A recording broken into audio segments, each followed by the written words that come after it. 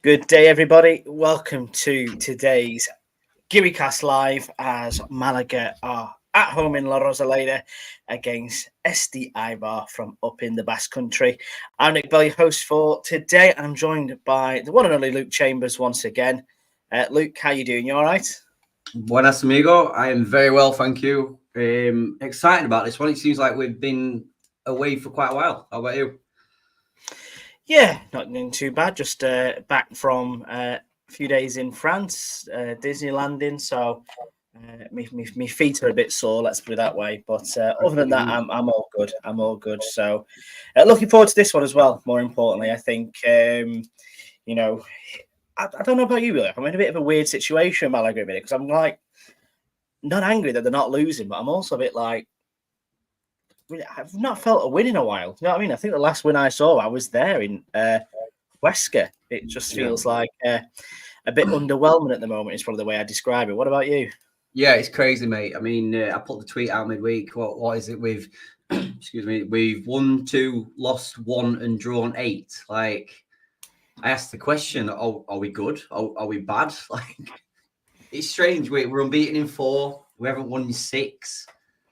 It's a real tough one, but I am taking a lot of love out of the fact that we have only lost 1 game. But like you, Nick, I'm ready for a win. We need that feeling back. It seems so long ago now. Yeah, I think that's the big part of it, really, isn't it? It's like seeing, we're back new in the league.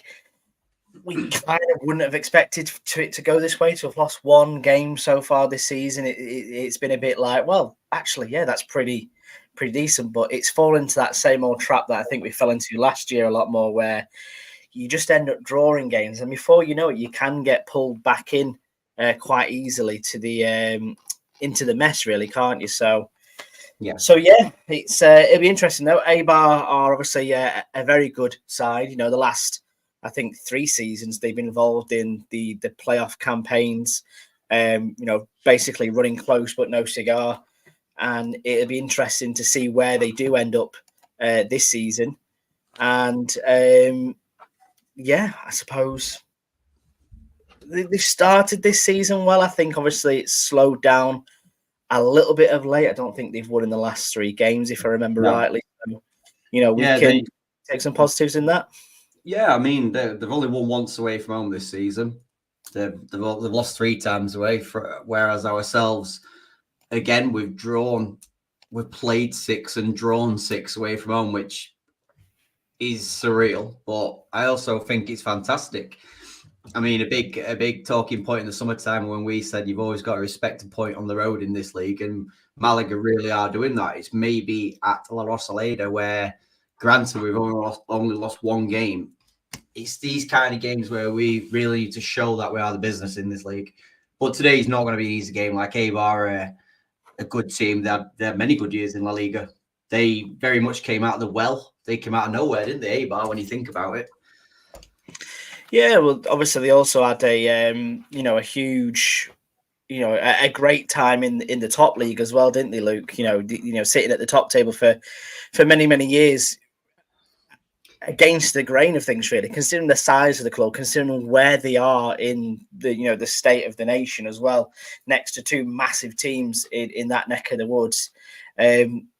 You could quite easily say they're the biggest overachievers in Spanish football at the moment, given the size of them. Maybe Girona potentially vying with them for that title at the moment. But it's such a fun club as well. I really love the stadium of Eibar. I think the Iporu is just one of those places that I think before I die, I've got to go to just to experience it and see it in its full glory, the towering apartment blocks, and it's that bit of Spain, I think, sometimes. Because if you said that to me anywhere else and went, oh, do you fancy going to Leyton Orient away? So you can see the towering apartment blocks next to Brisbane Road. I'd be like, yeah, exactly. I'm all right, I mean, I wonder how much an Airbnb one of those flats would be when over the years Eibar have played like the likes of Real Madrid, Barcelona. But as you say, Nick, Eibar, they're a team and a club what many clubs at this level and even lower can look at and dreams can come true kind of thing. I mean, the stadium's never particularly been expanded on. They came from the 3rd division. They may have even came from the 4th division on the rise. but they never got ahead of themselves whilst in La Liga. Although, off the top of my head, I dare say they're in La Liga for 5 years, maybe 6 or something. And again, we've seen clubs not just in Spain, in the UK, Italy, everything, where they come up, they have one good season and straight back down and then struggle and struggle. Many teams in our league right now, but Eibar, I mean, they came down again. I said before, they're very much the bridesmaid of this league, never the bride. They've lost 2 playoff finals, and I think they lost the playoff semi-final last year, I think. Yeah, they did. Yeah, I think it was Oviedo and Espanyol that reached the finals. So it was obviously, again, a bit of a step back, I suppose. And it's been a bit of a summer of transition for them as well, because, a lot of those players which they relied upon, the likes of your Stoichkovs and, people who were scoring goals from left, right and centre have all left. They do have, obviously, a few talisman still in the side. So if I bring up the Matchday 11 for Eibar on your screens, the 2 players I'm going to pick out for you here, one being Mateus Pereira, such a great player for this level, a great playmaker as well, more importantly. And Bautista as well, Luke. I believe it was Alex Fitzpatrick that told us midweek that he scored 17 goals last season. He's well on his way this season as well. So, he's handful, which I suppose begs the question compared to Malaga, just to show you the Malaga side as well. He's something that we don't have at the minute, in my opinion. That this is the one cog in our machine, which, we're doing very well defensively. We're doing, fantastic in midfield, I find as well. Manu Molina, really stepping up for me this season, which we knew he would. But it's the striking department where we're just not scoring enough goals. And the teams that are up there, they've got people who are, 5 goals plus a minute, don't they? Yeah. John Batista, I think he came from the Real Sociedad Youth Academy, which we've seen so many great players come from that. Interesting you say about Mateus Pereira, Nick. A name where I would get him confused with one who played for Watford, I think, at the time. So I thought, I've got to look into this. So Mateus Pereira started at Corinthians. Really interesting. Signed for Empoli for €2 million. The following season, signed for Juventus for another €2 million. Loan spells at Bordeaux, Dijon, and Barcelona Bay. Barcelona then bought him for €8 million. Then Eibar in the summer bought him for €1 million. You're thinking that there's a lot of money being dished around on this player to be in this level. But like you say, Nick, he's one of their leading players based on averages and stuff like that. I think there's only the goalkeeper who's got a better average than himself. But then going back to Malaga, like you've just said, Nick, the goals, I think the goals really is the scariest part of this season for us so far. The fact that we're not losing games is fantastic. The fact that we're not scoring goals is eventually going to come and bite us in the arse. And I mean, our team today, I don't know how I feel about it. I mean, player for player, yes, but there's only Luismi who we signed in the summer in this team. And regularly we watched games last season where we didn't seem good enough in the league we were in last year in Primera. To me, this says that our transfer window wasn't as successful as we may have thought. The likes of Lebete, Rocco, obviously, Castel. Is this a Primera team to you, or is this team granted, Nick, do you think? I mean, Danny, I'm interested to see what Danny Sanchez brings today. Yeah, it's a strange one. When you look at that, start 11, and obviously Pace has rang the changes for us today. Granted, we only played 3 days ago. Such is the nature of the fixtures coming thick and fast at the moment. But you still look at that team and you still think that is a top end, ultimately Primera side for me. And there's no two bones about that. There's players that have got to grow at this level and get better. And there are players that are doing that, like I mentioned, Molina, Antonito, Aaron Ochoa, Maloney. And I know Chris and Alex spoke about this midweek on the podcast. They spoke about, where do you play to your strengths? Who do you play your better players who are more in form against the weaker side, or at home in front of your own players against the tougher side? And I think it kind of split the room a little bit. But for me, I get that there's a lot of football and I get there's a lot of turnaround, but I still think consistency is key.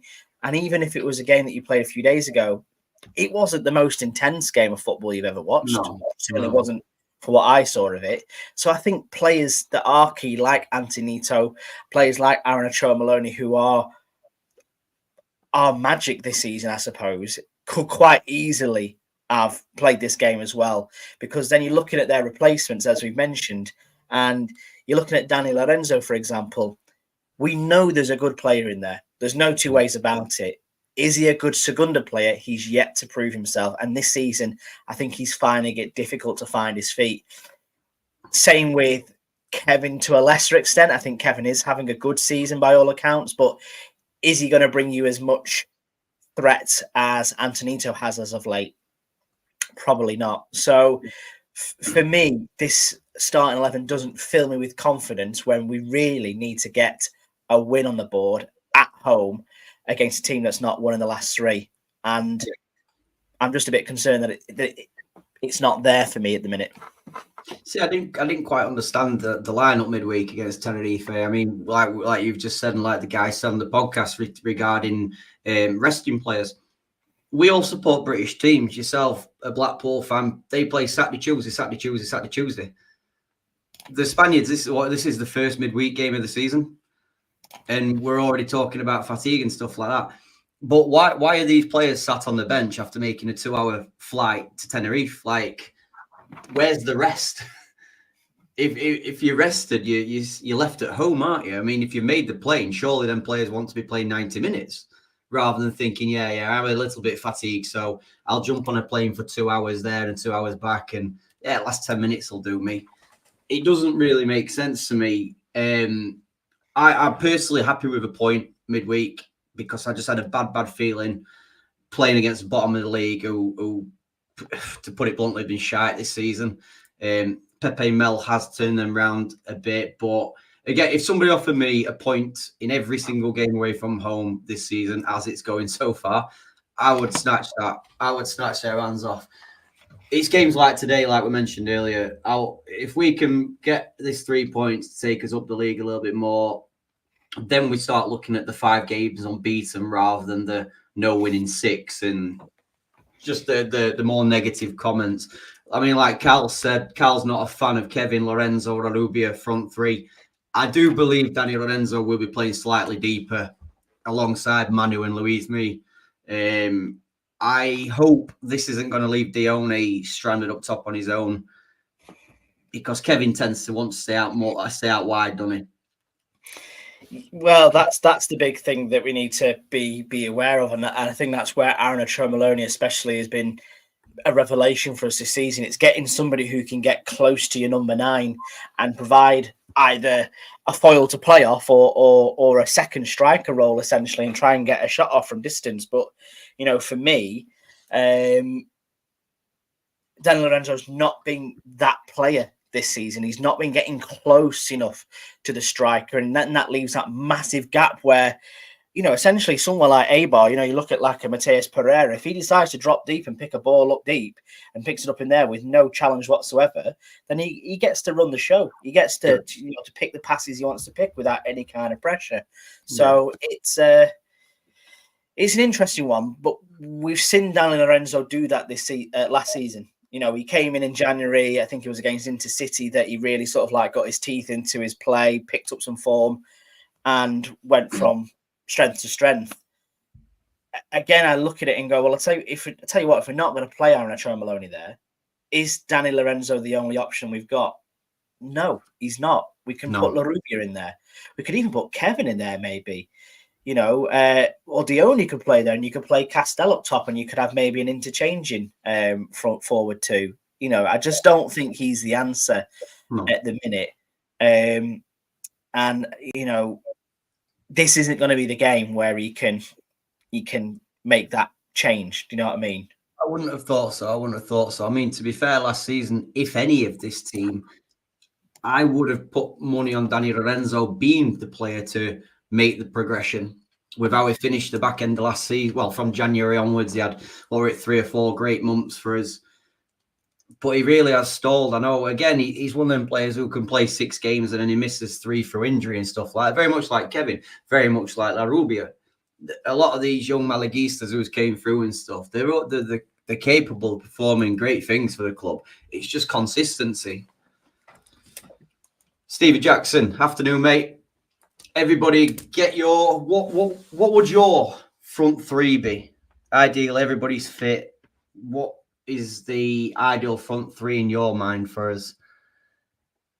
Again, this is just going back to last season for me. That will be a Kevin Dione. And I know we got promoted. I know in some games it was great. And I don't want to sound negative whatsoever because they're all good players. But this just feels a bit going backwards in my eyes. As the sunshine is blaring in La Rosaleda, the teams are out. Eibar are going to start us off with that man who we spoke about, John Batista. He's going to be a real threat. Monte and Einar are going to be busy today. Didn't even see what time it was. I was too busy sharing everything on. Interesting, Nick. I thought earlier, and correct me if I'm wrong, because of the issues with a certain Elon Musk this season, we haven't been able to live stream out to Twitter. Therefore, I think we've only done 2 live streams this season. We drew 0-0 away in Cordoba, and we drew 0-0 away in Deportivo. So I don't want to put any bad bear, but we've not celebrated. We've not been pissed off. We've not done a thing this season, really, have we? No, we haven't. It's been an interesting one because we've been trying to make it work, and still, even now, trying to get onto X is proving a little bit difficult, which is why I'm sort of clicking away a little bit. But we'll persevere nonetheless. Just having a little look here and seeing the Eibar team step up. Abria is, sort of one of those centre backs, which is going to be quite difficult to come across. I was looking at how they're going to set up this week, and again, Alex Fitzpatrick was telling us that they were going to be, sort of starting with a back 3 usually, but they've had to go to a back 4 as of late. Be interested to see how Malaga sort of like take that on as Kevin whips one in. Whew, gets the keeper backpedaling. I mean, interestingly as well with this Eibar team, they are a team again that are tipped to go up every season, but they have now been at this level for 4 seasons. Therefore, the team maybe is not as strong as it was. As you said, Nick, it's still very, very early, but I think they're in 9th place currently. They've only scored 12 goals. They've only conceded 11 goals. So 12 goals in 11 games, not very good. Whereas Malaga, we've only scored 10 goals in 11. It wouldn't surprise me if this is going to be 0-0. No, I was going to say I would lump on. I think a few people have said that today that they got to lump on for a 0-0, and I think they would be right to do so. To be honest with you, because these are 2 teams that don't like to score goals this season, and I think the thing with Eibar is it's whether they've missed a chance a little bit, because I think very much like we've spoken about how Primera can be a bit of a sticking ground. You're either in it for a short time or you're in it for a long time. Segunda's very much the same. You find teams that are in Segunda for donkey's years, coming up a decade now for some of them, with the likes of, Tenerife and Real Sporting and Oviedo and people like that. They've been stuck at this level for a very, very long time. And for me, I kind of feel Eibar this season are going to suffer from that as well. I think the last few years they've managed to play to the strengths. They've kept a core of their squad together, slowly just losing 1 or 2 players from when they were in La Liga. Now they've had a bit more of an exodus, and they've lost some, real firepower in the squad and some real talent that they are probably going to find themselves plateauing. And I think, dare I say, a mid-table finish for the season might be good. Yeah, I mean, time catches up on teams. The Eibar model, I guess, I mean, it's nowhere near financial-wise, but it's very much like a Bournemouth model in the Premier League. A team what knows their limits, fan base-wise, probably. I mean, you look at Bournemouth and think, why have they not extended the stadium, thing like that. You could probably look at Eibar like that a few years ago. If Eibar did dive in financially hugely, they may not even be where they are now. I mean, we've seen the drop of many bigger teams than Eibar. So a club was very much looked after its finances. However, like you rightly so, Nick, time catches up on teams, and maybe mid-table actually is where Eibar are now. I mean, Racing Santander, look where they went. They went all the way down and now are performing fantastically. Well, that's sometimes what you need, isn't it? A bit of reset, and dare I say, it's what Malaga needed. And here we are back again, so to speak. But it's nervy because you want to keep your rose tinted sunglasses on, don't you? But you kind of look over your shoulder and you go, "This team starting below us to pick up points." You even mentioned Tenerife, who were rooted to the bottom. Pepe Mel will start to get a rhythm out of them eventually. He did it with Almeria last season. Don't get me wrong; they didn't pick up loads and loads of wins under Mel, but he made it a lot more of a respectable finish than it was going to be. But teams like Cadiz underneath us as well. At some point, they're going to either change the manager or pick up points left, right, and centre and find themselves on a run, and then that's another team that could be catching you up. So. Exactly. I mean, did you happen to see Sergio's press conference midweek? One thing he picked up on is we have to be clear that this year to feel big, but what we have to look forward to is the main objective, which is to stay up. Currently, there's 8 teams behind us and 13 in front of us. We want there to be more teams beneath us than they are above us. Finishing off with, again, the objection is to stay up. It's going to be a long, long season. I mean, 11 games in, 12 games in. We've got 30-odd games still to go this season. So, although we're taking it, effort from the halfway line, nowhere near. We're taking it game by game, obviously, but Malaga are not doing too bad at all. For me personally, the performances, I don't think we've been great more than maybe twice.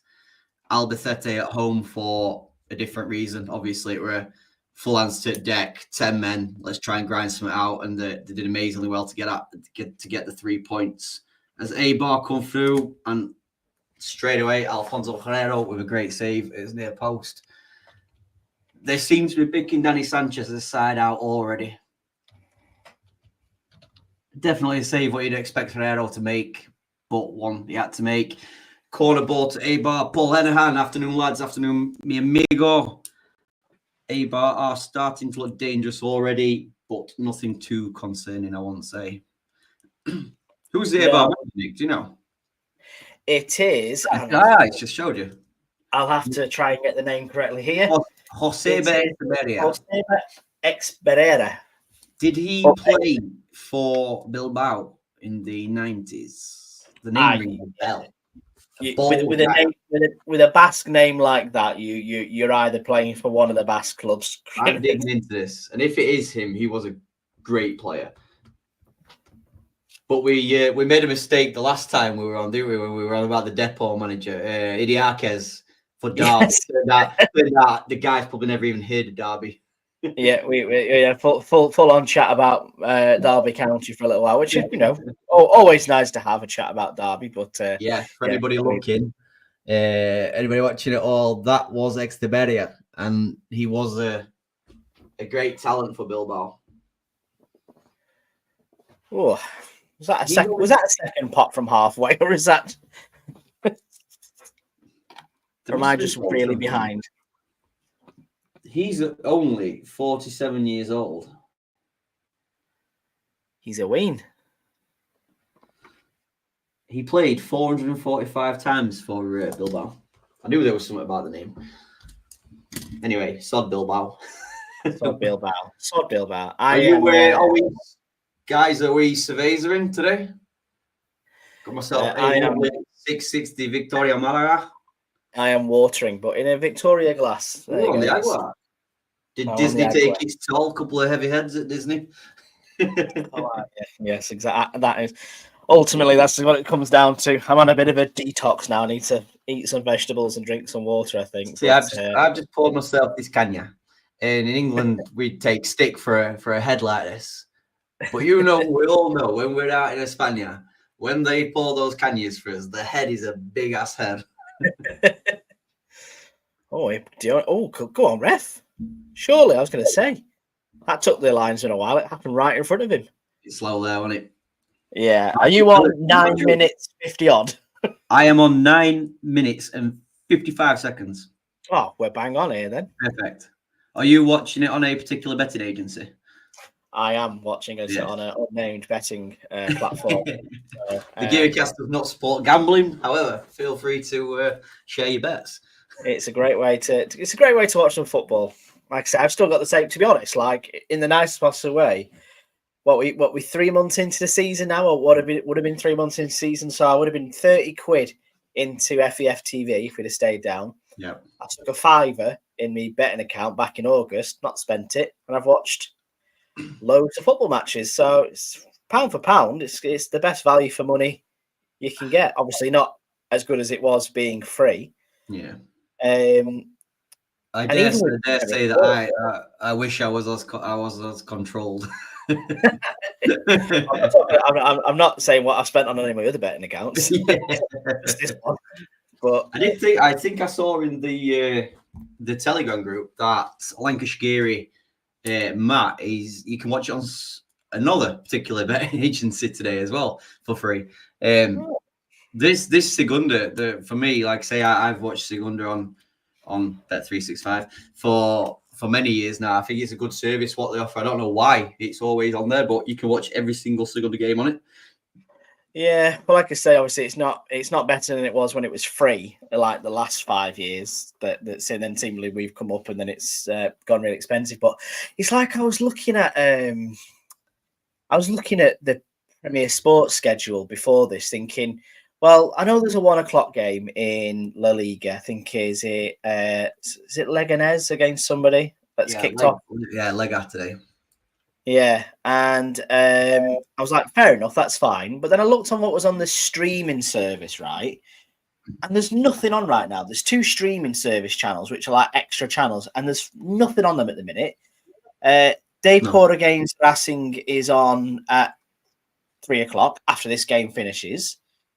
So I was like, why wouldn't you? Why wouldn't you just have a game on? If there's only 1 game or 2 games on at 2 o'clock this afternoon in Spain time and 1 o'clock UK time, why wouldn't you just have just stick it on?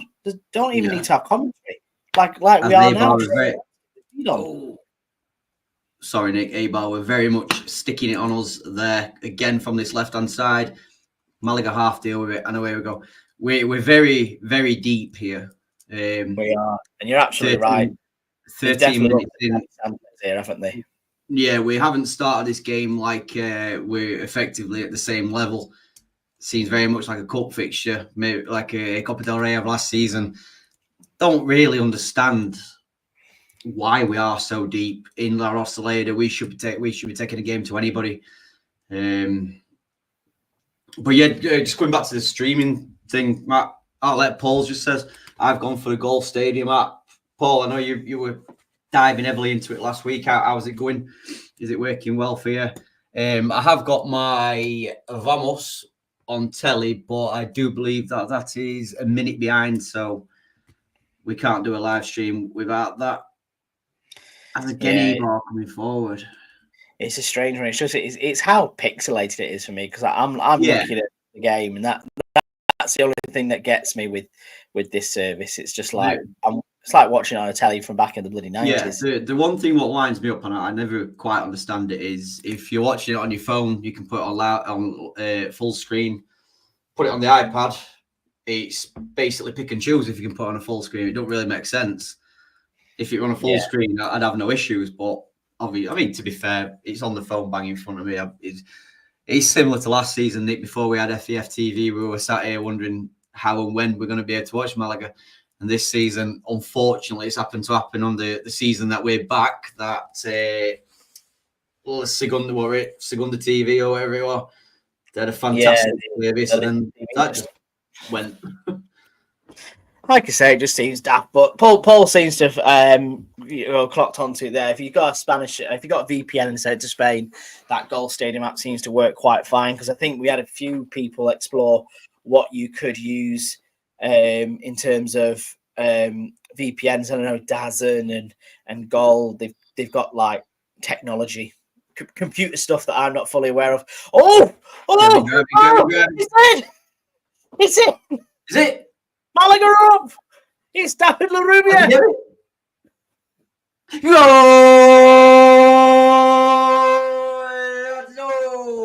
It was just in front of me in a pixelated mess, and I just saw Kevin put a cross in. And then I think it was Dione who managed to get his shot away first, but it was saved on the line. But then it's followed up with Larubia with just a tiny little finish, really, just to put it in the back of the net. But take nothing away from Kevin there. There's no chance of offside here, Nick, is there? I hope not. The goalkeeper out there already. But watch this from Kevin now. Just takes on his man. This is what we've been wanting from Kevin for ages. Round his man. Oh no. No. I think we and again. How much interference is that from Dione there? Is it the first one, though? Is it the first one? I think the lines are going to be out, guys. Currently, Malaga 1-0 up, but I dare say we're going to be having a minute. Oh, the referee's waited there. Actually, we're playing on. We're playing on. It's been given. Malaga 1-0. Yeah, it's been given. So Malaga 1-0. I don't really know how we're 1-0 up, but we're 1-0 up. Well, I was looking at it this way. From the first cross, it's the goalkeeper's save that probably is the grace for Dione, because obviously he is offside, but the goalkeeper's come across and parried, so he's not interfering with play. Yeah. The second one, however, he doesn't move, he doesn't touch him, he just moves out the way, but he's still offside from when the ball is played forward. Unless he was behind the goalkeeper, that might be the only thing I could think that maybe saves him there. But yeah, I'll tell you what, we'll take it. Just watching the replay on the big screen, very, very smart from Dione as well, because if he does touch the ball on the line, then it's not a good. It's disallowed whilst he's on the line. Well, I think as well, because he's technically behind the goalkeeper and he's not interfering with play. There's like some bizarre rule about that, if I remember rightly. I won't pretend to know all about it, but I'm pretty sure it's like he's not class active if he's behind the keeper. No. But like I say, we'll take it. Malaga, we've been saying we need to score a goal. 17 minutes in, we're 1-0 up. Happy just like see Malaga just relax with the ball a little bit now. Just take not. You don't even have to take the game to Eibar. Just relax. Everything just seems a bit hot-headed defensively. I think Einar and Monte have started very well in the centre. If anything, Eibar attacks seem to have come from out wide. Did he say, Nick, has he said at all why Victor isn't playing today? I just think it's a matter of games in quick succession. I think he's not even on the bench. No. Then if he not picked up something against Tenerife, maybe. I've not seen anything, but we've only got 3 survivors from the starting 11 who started against Tenerife, and that was Herrera, the goalkeeper, who, I don't think he could ever not see his name on the team ever again at this moment in time, unless he was injured. Monte and Luismi as well. So, it's an interesting one. Wholesale changes. And, you kind of want to breed that consistency, but it's difficult when you've got, 2 games in the space of 4 days. He only pulls it back into the box again. Oh, Kevin goes down. Oh, it's frozen. Is it a penalty or not? We're still no penalty. We're still moving. Malaga gives the free kick away. I think a lot of rotation comes as well, Nick, because we have got a strong team. We've got a very strong squad. Realistically, I mean, again, today you look at your bench, obviously Carlos Lopez, but Alex Pastor, Ramon, very soon, Ramon is going to get some minutes, hopefully. And then you're looking at your centre. I mean, if we can play a midfield of Luismi, Manu Molina and Ramon, that's up there in this division. Rocco, Diego Murillo, Romani, who were meant to be the marquee signing effectively, Sangale, Labete, Castel, Antonito, Izan, Aranacho, Maloney. All these players need game time to keep them happy. I mean, you've got players like Murillo and Lucas Sangale who must be sat there thinking, what am I training for? they never see a minute, do they? No. Off the top of my head, depending on Ramon's fitness, if he's there or not, our changes are going to be Romani, Lebete, Romani, Antonito, Izan, Aaron Maloney and Castell. I don't think we're going to change anything at back unless there's an injury. As it looks like the sunshine is back out in La Rosaleda. I mean, it's nice and sunny here in the Costa del Doncaster, but it appears a couple of clouds are out in Malaga today. As Malaga win another free kick. These can be a dirty. When I was looking at some stats earlier, Eibar can be a dirty team in terms of yellow card percentages and all that kind of stuff. It'd be lovely if we could see a Eibar player losing the head very early on. I'm just looking at this Eibar shirt here, actually, and it's very reminiscent of the Malaga purple and green kit. Yeah. In terms of the way that the trim is, so it's like detail on the shoulder pads. So it's pretty much the same kit, but two sides with lovely Hummel shirts. Again, so I think that's 3 games in a row now that there has been a Hummel off, because I think, if I remember, Cadiz also have a Hummel kit. Might have dreamt that, actually, but I'm pretty sure that's correct. They may have, but you might be thinking of Las Palmas, who is very, very, very similar, but a lovely, lovely kit. I have to Google that now. That'll I think they are. To be fair, I think Cadiz are Hummel. No, they are Macron. They are Macron this season. Macron. Another one what did great things in past times for the Football League and many Sunday League teams. Not seen anything of that boy Mateus Pereira so far, Nick. No, he's a bit quiet, and he's on the ball right now, but again, he seems to be, settling for some sideways football, which I'm fine with. You can see that Luismi is getting quite close to him as well, though, isn't he? Yeah.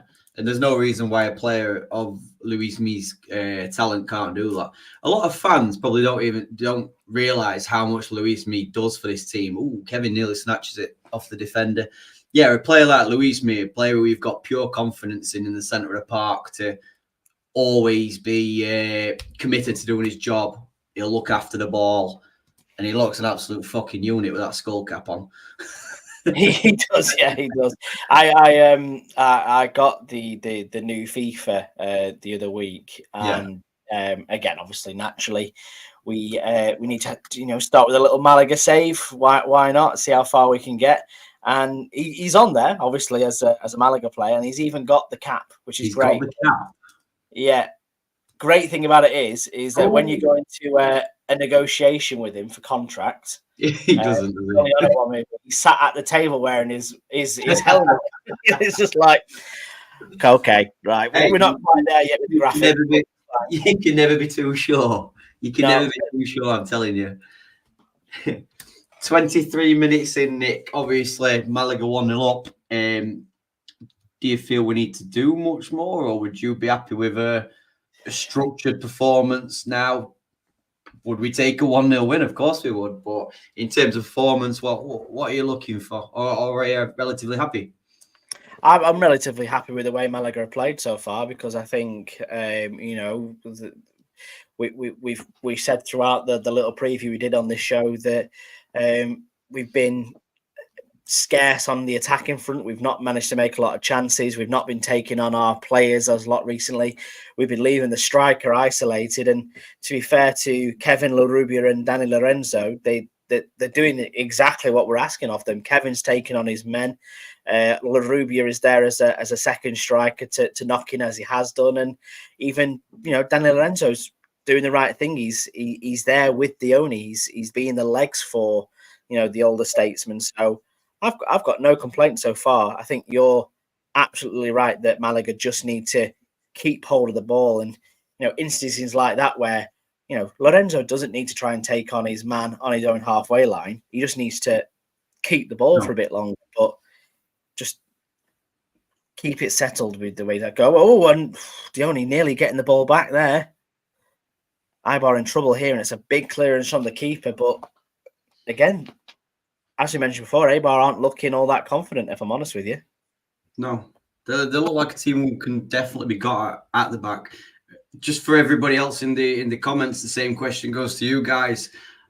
How do you think we played? 25 minutes in, we 1-0 up. Maybe a bit of a snatch and grab goal, but in terms of the structure of defence, the team, any individuals? How do you think we're playing?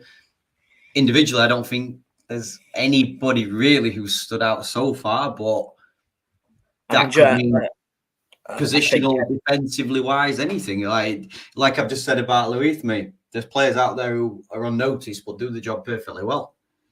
Yeah, I think Kevin and Dione are your two boys here. Maybe La Rubia as well in terms of, what they're doing. Dione with the same sort of pressing we become accustomed to with Roberto last season, and that's not me saying that Dione's a new Roberto. Far from it. But it's that tenacity to chase down a ball. Knowing that you're probably going to be chasing another long pass, but there will be times when a defender could slip on it, or could have a bit of a second thought about where he's going to put the ball, and that's exactly what's happened 2 minutes ago. And Dione's nearly got himself another opportunity. So yeah, it seems like it's all looking quite good for Malaga so far. 25 minutes in. What a lovely long ball that is. As we said, Luke, some massive changes here, and I suppose it's maybe a bit unfair of us to have this conversation after Dione is playing rather well so far. But goals are what we are struggling with at the moment. And is there anyone out there at the minute, free agent wise, that you think could come in and find themselves as a new spot? Do you think Paysanne maybe needs to look at that market? I think the market where Malaga should maybe be looking at is at home. Currently, we've spoken about him several times. Chipete, get him in there. Get him in there. As you can see, scrolling across the bottom of the screen, he's again scored today, hasn't he? Well, I'll just check it now because obviously they kicked off at 11 o'clock. Was it? Yeah. So I think they won 1-0. See, I believe they played in Marbella's ground today. Is that fixture? I think so. Yeah. Something with the grass at the Malaga football facility. I think they played in. Can he make it for the second half? Reckon you could just bring it. That'd be good. Wouldn't it? At 11 o'clock. You're talking what? 1 o'clock, so 2 o'clock Spanish time. It's currently 2:30. I mean, we've seen that helicopter go from Malaga El Puerto down to Marbella several times. Can we get Chipete on that helicopter? Are we suggesting that Chipete does a Mark Hughes? Yeah. I know. Mr. Matt Harrison will like that reference, but Chipete, Mark Hughes, and the Welsh national team all together. I'm sure Matt will love this. Yes, and Malaga winning as well. For you guys who are listening, I'm relatively confident we'll probably hear from Matt at half time as Kevin drives at his man one-on-one. Oh, take nothing away from Dione there. That was a lovely ball for it to just unleash Kevin down the left-hand side, and Dione's having a splendid afternoon so far.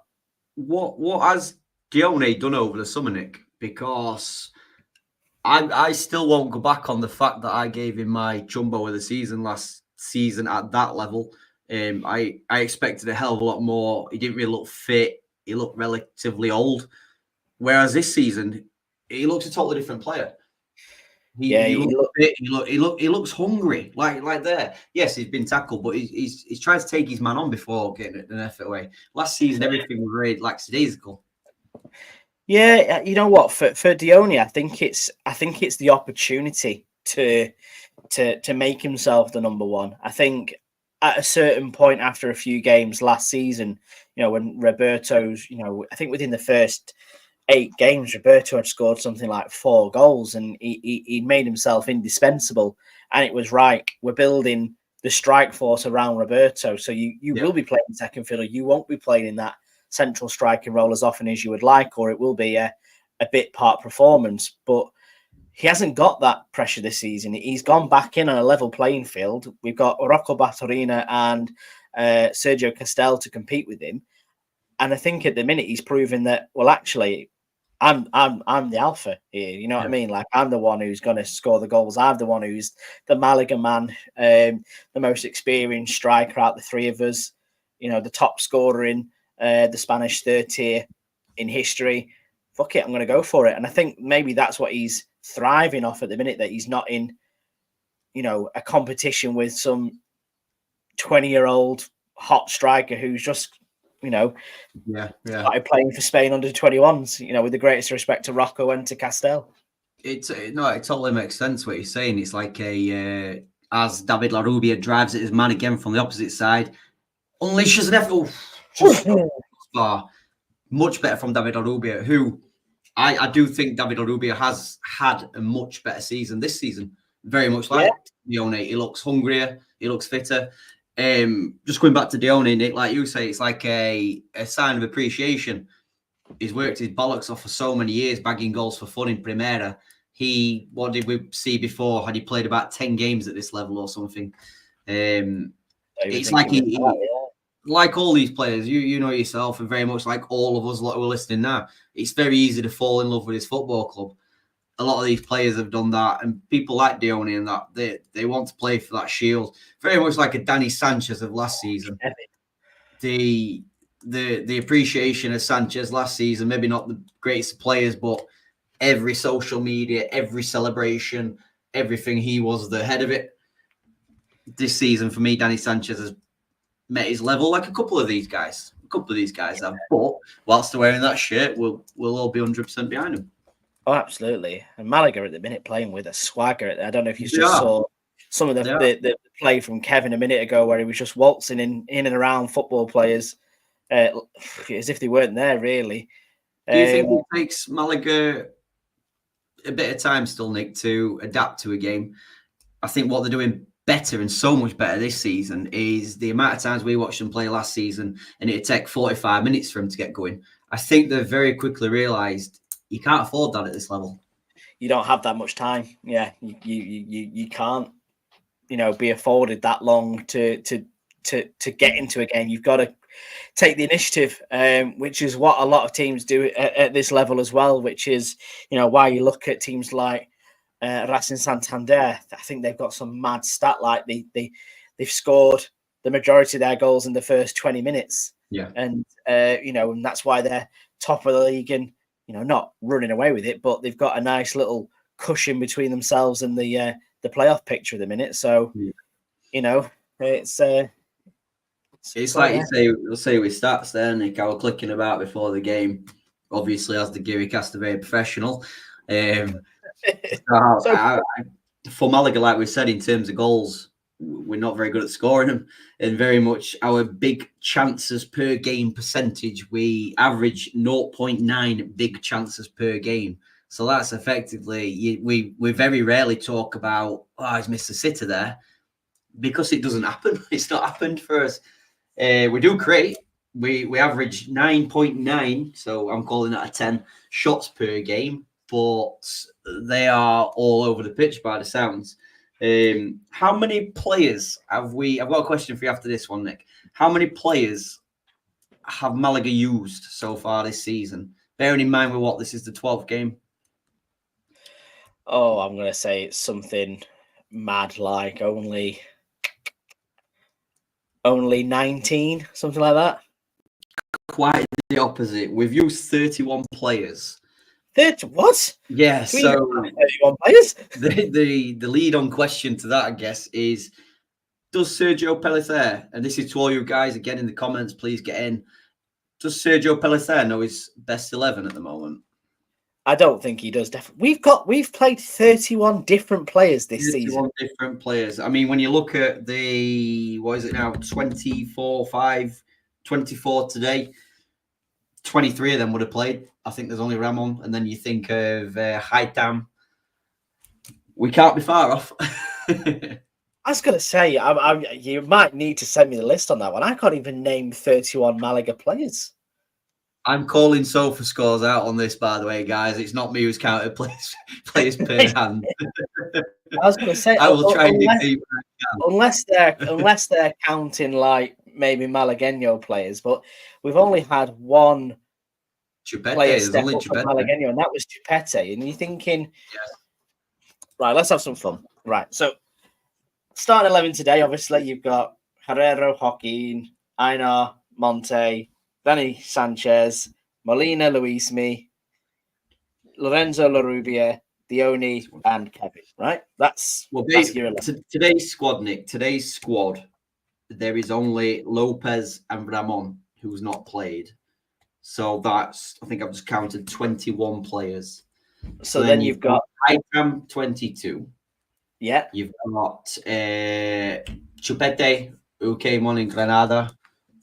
So it can't be right, this kind of fuck, mate. I was going to say, I don't think we've seen 10 other players, have we, that have been on, as Paul says, 31. That's mad. Nick, talk about something along the Costa del Sol or something. I don't want to be ignorant, guys. I'm digging into this. I'll be too. If I look very gormless, it's because I'm trying to read. There's a change happening for Eibar anyway. Early on, I think it's one of their centre backs, which is coming off at the minute. I'll have to just double check that when the name does crop up. But an early change for the Basque side, who are trailing by 1-0. Only 7 minutes away from half time. This first half has absolutely flown by. Let us know what you think of the game so far, guys, in the comments. You know, who's impressed you, who's been performing well. For me, it's Kevin, Dione, and Larrubia front three, which are performing admirably at the minute. All makes it. We would have had to have played 2 for it to be to 31. We all dream of that. And C. Jackson said, "You should know by now, Rocco isn't in the first 11." You should know that, Luke. Sorry. So it says that we've got 31 players, which I guess, yes, you could say that. So when you think about young Rafa, Refio, Musa, who we haven't seen, Cespedes, yeah, that makes more sense, doesn't it? Musa played, hasn't he? Yeah. So you've got your supporting cast, I suppose, that they keep, because I think we've got 4 keepers that train in the first team, don't we? Because we've got other young lad. So interestingly, how much have we worked out? Sherlock, perfect on time. 26 players have been used by now. So effectively, there's only 5 players we haven't used. And like you just said, Nick, we've got the goalkeepers: Cespedes, Lopez, Ramon, Musa. There's a real Eibar train going off here. Are you guys watching this from the corner? This is naughty. The ball comes in. Herrero flying out. That's interesting. I always find that tactic a bit confusing, because I kind of get it, but I suppose he practices it on the training ground, but as a corner kick taker, you must be thinking, well, who the fuck am I aiming for here? Yeah, because I haven't got anyone to target. I'm just literally lumping it in the hope that somebody meets it once they've moved out of the way. But big fist from Herrero. Big man, big fist. Oh, as Larrubia nearly sneaks in. I was thinking then, Nick, as Malaga half countered attack from that corner, I'm not asking for changes at all. By all means, I'm not asking for changes, but I think this is a perfect game for Antonito. Eibar is so wide open at the back. I just think that little bit of injection of pace and willingness to shoot. I still think, and like say again, not calling for changes like you said, but in this second half, if you're going to be introducing that pace, tell you what, putting Antonito central and having Larrubia and Kevin playing off him, I know you kind of lose your target man, so to speak, but Antonito's not a short lad. He's a tall boy, and that's a weird thing to say. He could have said he's a big man. And then, but if you're looking to play on the counter, like Malaga are trying to take the chances too, he's someone who could quite easily chase and get onto the end of a long ball if needs be. Do we need a target man in this kind of form? I don't think we do. Dione is not particularly, although he's done fantastic there. Fantastic. He's going through. Unlucky. Right ball. Not the right play again. That worse. What Dione did there were the hold up play were fantastic. Bring Kevin in, but that's not really Dione's kind of game, is it? Dione's a cute footballer who's bringing other players into the game. If we had the more pace up there, there's nothing wrong with the longer ball over the top. Fantastic play again by Kevin. Malaga running through 2-on-1. Honestly, is he like after the overlap? Monstars. Cut Kevin in, to drive. it. I just took a bit too long. Straight into the Eibar goalkeeper's hands. Malaga look hungry though. They really look hungry today. They look brilliant. They look absolutely excellent so far. Such a refreshing difference from what we saw against Tenerife. One on the far stick takes on Hakeem. Easy save for Herrero. Nick, we know we said in Riazor Deportivo La Coruña a 0-0 draw, but a great game. Is this a good game? I think it's a good end-to-end game. I 100% agree with you. I think you can never discount Eibar for some of the chances that they'll have, and they'll always be dangerous. But for me, so far, seeing the way that Kevin and Larrubia and Dione are playing, as we've mentioned, they look brilliant. I was surprised not to see Ramani start this game. If I'm honest with you, I thought that given the occasion, his two former clubs meeting, that he would get the nod, and maybe you'd see a more central role for Larrubia, but at the minute, it's working perfectly from Pellicer's perspective. I think he couldn't have chose this team any better, and we both said we had reservations about it before we kicked off. So definitely, we're eating lovely humble pie right now, but humble pie always tastes good with a side of 3 points, doesn't it, Luke? It really does. It's the best kind of pie you can taste, I think. I do hope that around the hour mark, Sergio doesn't start thinking defensively. I don't think it's a game where we need to start. Again, the intricate passing here going forward. Lorenzo, do you know what? Like you said, we also slagged off Danny Lorenzo before this game, or certainly I did. And I think he's doing exactly what, again, we've asked of him in terms of getting close to Dione, playing that neat ball inside and, doing quite well. In the comments, why don't you tell us what your kind of favourite pie is? I always appreciate a good pie chart off, and I've not had my dinner yet, so no, I haven't. With some inspiration. One thing I don't want to sound negative at all because we're winning 1-0, and I do believe all the players are playing well. The one side note is when we get around that 18-yard box, are we doing enough? Like we've just said in 3 separate occasions there, how well the hold-up play, the passing was around the halfway line. Are we then, as we progress up the field, besides the goal, we haven't really had a shot to note? No, and it's kind of pulling on like some little threads, criticisms for the sake of criticisms, maybe would be the term to use. But you look at like some of the opportunities where Kevin's had a run at his man. He's taken Corpus on, for example, and he's decided to go around the left of him, which is perfectly fine. He's within his right to do. He's a left winger. It's what you would expect. But, is there the opportunity for Kevin to cut inside and maybe try and bend into the corner?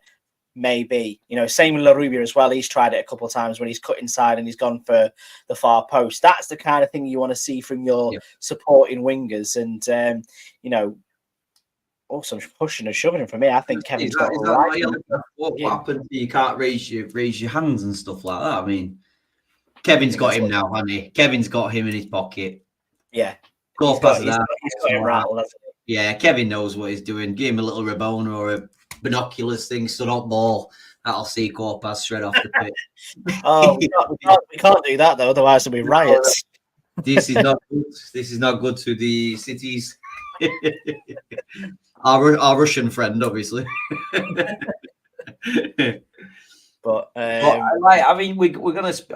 It's what we do. It's what everybody in the Guiricast community, all of us fans, everything. We will comment on every single Malaga game of the season, but effectively, we have one ambition this season, and that is stay up, then progress. If Eibar have 30 shots in this second half and we get 3 points, who cares? You know what I mean? It'll give us a lack of talking points, but the main thing for Malaga this season is getting those points on the board. Just realised, Luke, we've been sat for ages with a sign that says 0-0 on it. And you know the weird thing about that? Now you've just said that, a minute ago when we were talking about Romani, I'm going to say, and I see you put Romani on the picture while staring at the 0-0.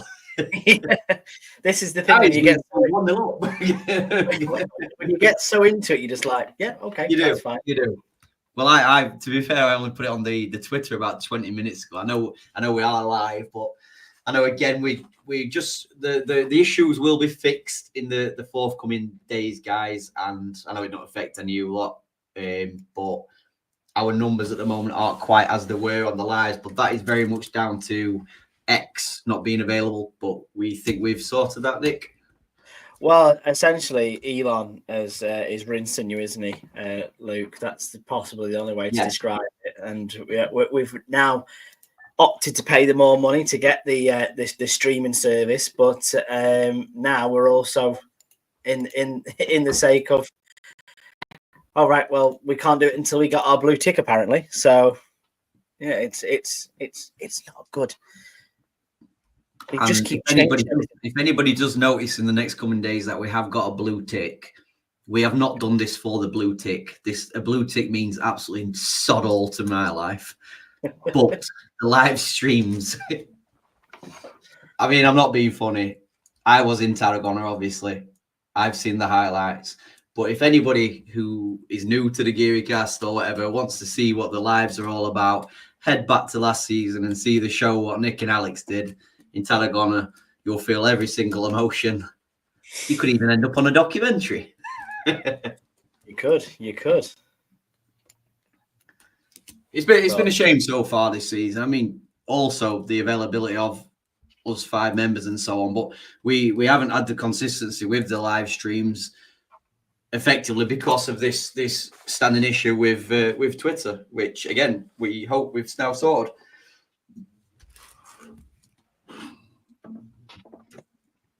But it's just sorry. This just proves to me that my mind can't do 2 things at once. I'm like trying to edit the picture so it says 1-0, and my brain is just going, no, watch the football. I can blabber on, don't worry about that. So guys, if Malaga can hold on in this game, we will actually be 5 games unbeaten. That is how much the what do you call it? The feeling around the club can change. I mean, if our record says 3 wins, 8 draws, and 1 loss, to me that's fantastic as a newly promoted team. However, if it went the other way, Malaga happened to fall today, and you're looking and thinking, right, 2 wins, 8 draws, 2 losses. Yes, it's not the end of the world, but you look at teams like Cordoba, who we was half smiling about, as steady for the goalkeeper. But again, good play for Malaga. We were speaking about Cordoba earlier in the season when they were stuck in the relegation zone. Cordoba have now put 3 or 4 wins together, and they're effectively higher than we are. That's how easy this team can change. Now we've got 1-0 Malaga. Romane still looks very happy about the 1-0 result. Yeah, he's buzzing, isn't he? He's buzzing, that boy. Yeah, you know what? I don't think I've ever seen him smile, to be honest with you. No. And based on his performances so far in a Malaga shirt, I don't think he's got too much to smile about. We've seen it so many times in Spain, Nick. I mean, like little low moves and stuff like that, like Romane. What would the expectation on Romane be currently? You know, we all know that these players in Spain, they'll have 1 season here, 1 season there, 1 season all over, like Largo Junior and stuff like that. As Paul, why did you say that? Paul, why did you have to say well done, Nick? You don't need that. It's his job. I multitasked. That's what I did. In terms of Romane, Nick, what would the expectation of Romane be? Are we talking goals or assists or cement a first team place or what? I don't get it. Do you know what? I think Chris put it really quite eloquently on the podcast the other day, and he said Romane performed well last time on the basis that he was good in a poor side, whereas I'm not saying we're the best side in the world, but we're a better side this season. Certainly a lot more of a structured side and a more solid side than we were back then. So maybe it's finding it difficult to find a place, but in the last few seasons, obviously, we go back to his first season with Eibar, and he was, electric. He was brilliant, but he's waned a bit, and players do that. You know, they do fall away out of form, and they do then just sort of plateau a little bit. So I think that's what he found towards the end of his time in Eibar. He obviously went on loan to Tenerife last year, didn't have much of an impact. And I suppose as well, from Romani's perspective, whether he's thinking this way, but it certainly would be a way that I would think, given the anxious mess that I am. I wasn't first choice to be here. I wasn't chosen by Malaga to be here because they wanted me here. They actually went out of the way to say to the world, we're not going for Romani. But then all of a sudden there was an injury to Labete and it's back on type thing. So again, I hope that's not the way he's thinking, but I think maybe he feels like he's not as important as has been made out because of the performances he's put into the past, if that makes sense. No, yeah. I think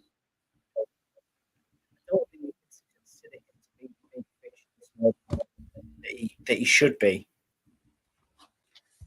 Yeah, no, you're right. I think the Romani deal actually came as a big surprise to us after 3 months of the rumours that he was signing. When he actually did come available, like you rightly said, Nick, it would basically because Kevin were injured and Labete was injured. And now we seem, you can never have enough players, obviously, but are we a little bit overcrowded in that area now? When you look at his bench, like I say, Labete, Antonito, Romani, you've got, do you need 3 wingers on the bench? Or is this going to open up the opportunity for an Antonito up front? But then you look, we've got 2 strikers on the bench.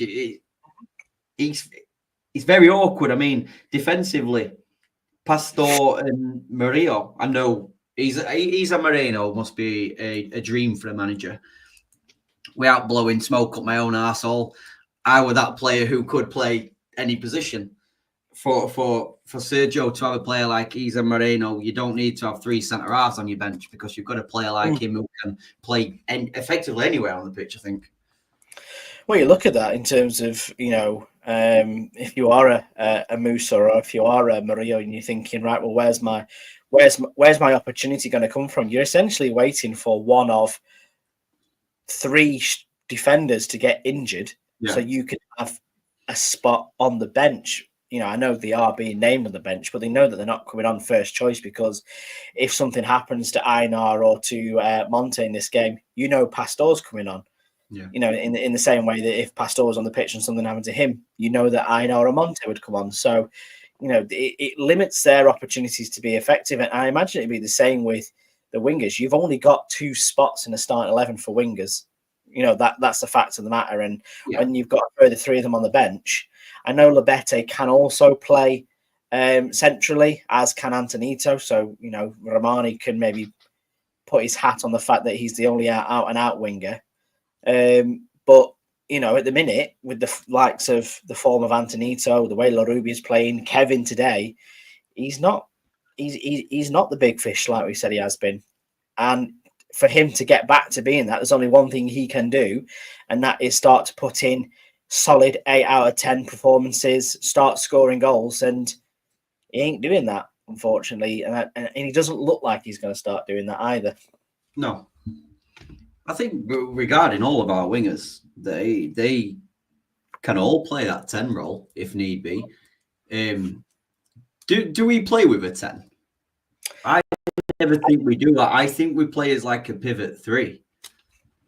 Yeah, no, I'd agree with that. The way that you look at sort of like the makeup of, Luis Me is definitely your out and out, defensive midfielder. He's your terrier. He's the one who's gonna, cut the lanes and win the ball back when we need to basically wrestle it off a playmaker.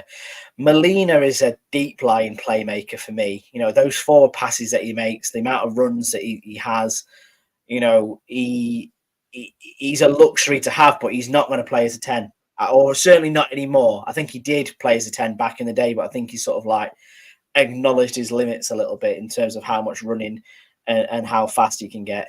The closest you're going to find is Aaron Maloney or Daniel Lorenzo at a push, but you're absolutely spotting what you're saying. We don't play that way. It is a flat 3.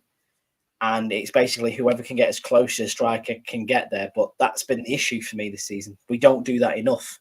No.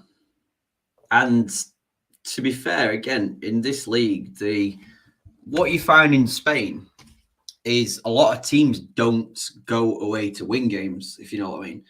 Whereas I do feel the performances hasn't been there, but I don't think Sergio has ever picked a team away from home where you look and think, it's too defensive. That I think he has stayed true to wanting to win every game. It's just, for me, our performances haven't been good enough to win every game. As you can see in La Rosaleda, the usual camera to the main stand, it does look very, very cloudy in the background. So it's sunny in Donny. Is it sunny in Blackpool, Nick? Is it sunny in Dundee, Paul? Is it sunny wherever you are, Sherlock? And Stevie, is it sunny in Stalybridge? Are we the better end of the stick this week for a change? It's definitely not sunny on the Costa del File today. I can tell you that for free. It's very nice and grey over here in Lancashire. We haven't got a cloud in the sky in God's country. We're also being joined by Mr. Matt Harrison. What a pleasant surprise. There's the boy. Happy Matt. Very quiet. I can't hear you. I haven't said that in a while. What do you think of that first half, Matt? I can't hear you at all. There's your first one of the season, guys. Hi. Are we happy, Matt, performance-wise? Really good, wasn't it? I thought excellent, actually. I just think we're creating sort of like we're creating like sort of opportunities and not. Yeah, and with Kevin, Matt. Kevin seems to be having a lovely time today. Can you hear me? We think we can hear you. Yeah, I'm happy. I was talking. You talked over me, so I thought you couldn't hear me. Yeah, we were just saying about Kevin, Matt. Do you want me to talk? I can't hear you. Just talk. Matt, have you anything to say on Kevin? Can you hear me? Keep talking, Matt. Yeah, so earlier, guys, when we said about the Guiricast being really professional and all that kind of shite, things like this tend to happen. Cloudy up in Dundee. Cloudy in Dundee. I guess that's a nice day in Dundee, Paul. Paul, are we on the 660s today, or have we chosen a different ale? Yeah, I think Matt would have enjoyed the Kevin question, Nick. Unfortunately, I don't know if he couldn't hear us, if we couldn't hear him, well, what were happening? Yeah, I think to be fair, sometimes I can't even get phone signal in La Rosaleda. No, I could never get it, ever. Matt's always usually quite good for it, to be fair. So it's, but yeah, at least we got to see Matt Harrison. That's always a nice added bonus, isn't it? So yeah, if anywhere, it's La Rosaleda where we tend to see and hear from Matt. It's the little grounds around southern Spain where he doesn't normally struggle. Yeah, absolutely. Well, still just waiting 2 minutes away from kickoff for the second half. I'm not envisaging any changes so far, Luke. But if you had to make one, would you maybe introduce Antonito? Would you maybe look to bring on Aaron Maloney for this second half? Yes and no. Like I don't want it to happen yet, but give it 10 minutes. I personally like the Antonito for Dione kind of thing. Dione's doing nothing wrong. Don't get me wrong. Absolutely nothing wrong. I just think this kind of game where Eibar are so open at the back, and at the end of the day, these are going to start chasing the game. So there's going to be more space. Yeah, Rocco's there for that. Oh, if they bring Rocco on, I'm leaving, I'm afraid. Exactly. I can't talk about a Malaga performance with Rocco. I'm just going to give up and go, right, here you go, Luke. You crack on. You look out wide. There's no reason to take Larubia off. There's no reason to take Kevin off unless Fatigue comes into it later. Danny Lorenzo maybe being quiet. I don't know if that's being a little bit harsh on him. I imagine because of the lack of football he's played, Danny Lorenzo will come off at some point. But yeah, I don't think there's anything what really needs to change as of yet, other than the usual what we say. I just like someone from the centre just be that little bit closer to Dione. Yeah, I think that's where we see the best from Aaron Maloney as well. And I think once he does come in the second half, he presents a different dynamic for Eibar to handle. And he's proven so far this season that he can take on anybody. You know what I mean? He can really get the better of any defense. I'm just scanning around the Malaga fans. I meant to see if we see any familiar faces. I wasn't recognizing anyone. I think we were, but quite a big crowd of Eibar fans as well there, Luke. I don't know if you saw that just then, but they've travelled quite well considering it's literally the opposite end of Spain. I'm pretty sure I'm right in saying it's either Eibar or Real Union, which are right on the border with France. I think it might be Real Union actually. I think it's Union. I think Eibar's slightly more inland than Bilbao. Yeah. Kind of area. They're definitely bad. You've got the Peña Aitor Caño Batiziaga, which sounds very, very Basque. Batiziaga. But yeah, I mean, I think the way you look at it, wow, that's a heavy Malaga fan. That chap there just finishing his pocket. Oh, Matt's back. Good Matt. He looks so angry. He looks like Tyson Fury. He look angry. What's up, Matt? I think we need to all send some love for Matt. Everyone in your respective message. If you have Matt on Twitter, on Facebook, or you have his private room, just send him a smiley face. Why is he look like Tyson Fury? Oh, I was about to take a picture. I can put him back if you want, but it'll just be a blank screen. I don't know if he's getting good signal at the minute. Maybe in the concourse you can get a slight bit, but once you're out on that ground, you can't get it. I'll tell you what, a lot of treats getting dished out around Malaga. Plenty of crisps, nuts, and bocadillas about by the look. Yeah, it's just the food is getting knocked around a little bit at the minute, isn't it? Popcorn as well. Popcorn in a Malaga. There we go. There we go. For anybody who hasn't been to La Rosaleda lately, you can now get the cerveza, although 0%. She looks absolutely good, that lass. This fun bit of people watching this, to be fair. It is. This could make the live stream. He's very well smart. He's very well dressed for a football game. There he is. He's got wide open collar. Get the chest on show. Can you remember last year when it was? Look at them all. They're all eating. Feral fans. If you remember last year, they were close to introducing the kiss cam. Oh God, yeah. Which Carl and Steve Jackson got very, very nervous about, just in case they got caught off camera.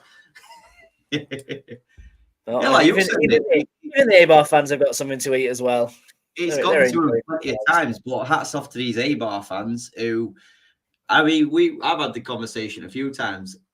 When we go over to Malaga, it's a weekend away. But I suppose if you're northern Spain and not always used to the sunshine and all that lot, a weekend trip down to Malaga must be a fantastic little trip. Are you saying it's like Stevie Jackson? Calm down now. Steve, we know the love, mate. We know the love. Are you saying going to Malaga is the same for some English club fans like a Port Vale or a Norwich going to Blackpool on a weekend? Is that what you're saying? Yeah. I mean, look. I mean, I've had some bad nights out in Blackpool, but when you're in the same league as Blackpool, you always look at the fixture list for Blackpool away. Yeah. That's the one you want to watch. It is. Years ago, a long time ago, it was my best friend's 21st birthday, and we all went to Blackpool for weekend. A lot of my friends are Man United fans. It happened to be Man United versus Blackpool that day, Premier League. 6th of December, sorry. Postponed for a frozen pitch in the Premier League. Interesting. Is this Christian, as in former Malaga man? Yes, Christian. Yes, it will be. Number 3 going in at left back. Yeah, that's where they changed him to a official left back. Christian, who were probably one of the players that we were all quite gutted to lose when we lost him. Yeah, I was going to say, not much has been made of this, to be honest. I know it wasn't mentioned on the podcast this week, and I've not seen too much in the in sort of like the Malaga press about Christian coming back. It's kind of flown under the radar for me until I just saw the name. Then I just was like, oh shit, yeah. Nick, sorry, this was happening at perfect times. Steve, calm down now. Carl's just entered. What have I missed? Basically, Carl, for 15 minutes, we've been watching the Malaga fans all eating the bocadillas, the nuts, the crisps. And we said, if you remember last year when the Kiss Cam nearly got introduced, and then we said a lot of our friends, good friends, yourself, Paul, Steve, we're all good pals. And if the camera happened to go to you and Steve having a moment, and then you just came perfectly at this time. Matt Butler, afternoon, lads, just got home. Happy to see 0-0. Bet is down. Don't worry, Matt. We 1-0 up in our favour. How was your day at Barnet yesterday? I saw. Must have been a great little trip for you. Always a good trip to the Hive, isn't it? The Hive. As Malaga restart the game in what we believe a cloudy Rosaleda. However, I'm sure the atmosphere is fantastic as usual. Herrero goes very, very long. And I think it's going to be Christian's first touch of the game. It's big clearance. It's definitely a 4-4-2 now for Eibar by the looks of things. Or maybe a 4-3-3 actually. Just trying to see through the pixels at the moment. But Malaga hopefully picking up where they left off, which was a very controlled and fun. Yeah, an early goal in the second half. An early goal in the second half will be delightful because I can't see these troubling us too much going forward. No, and Mateus Pereira as well, who I noted, and I know certainly on the Spanish Segunda show, they noted him as an important player for Eibar. Substituted at half time. You said it early on in the first half, Luke. He's not been as effective today. No. I don't know if we put that down to form or whether we put it down to the job that Luismi has done on him. Yeah. As we get our first tarjetas amarillas of the day, and it has gone to, is it Manu? No, Luismi? I think it's Luismi there, just with the tactical. Yeah, so with the yellow cards, Nick, I noted earlier before, obviously yellow cards, there's a hell of a lot of them in these games. Manu, Victor, Nelson Monte, Carlos Puga, Juanpe, Diego Castel, and now Luismi are all on 3 yellow cards this season. Therefore, it's 5 for a suspension, is it? 5, yeah, for us, so yeah. Any of the above can afford 1 more yellow card before hitting a suspension, unfortunately. When does Pace start to get tactical with that so he doesn't potentially lose all 3 in the same weekend? Yeah, because you can see it happening, can't you? Yeah. It'd be the most Malaga thing ever to lose this. Sorry, I just saw the comment from Carl Smith there. I know, Carl, I know. It got mixed up.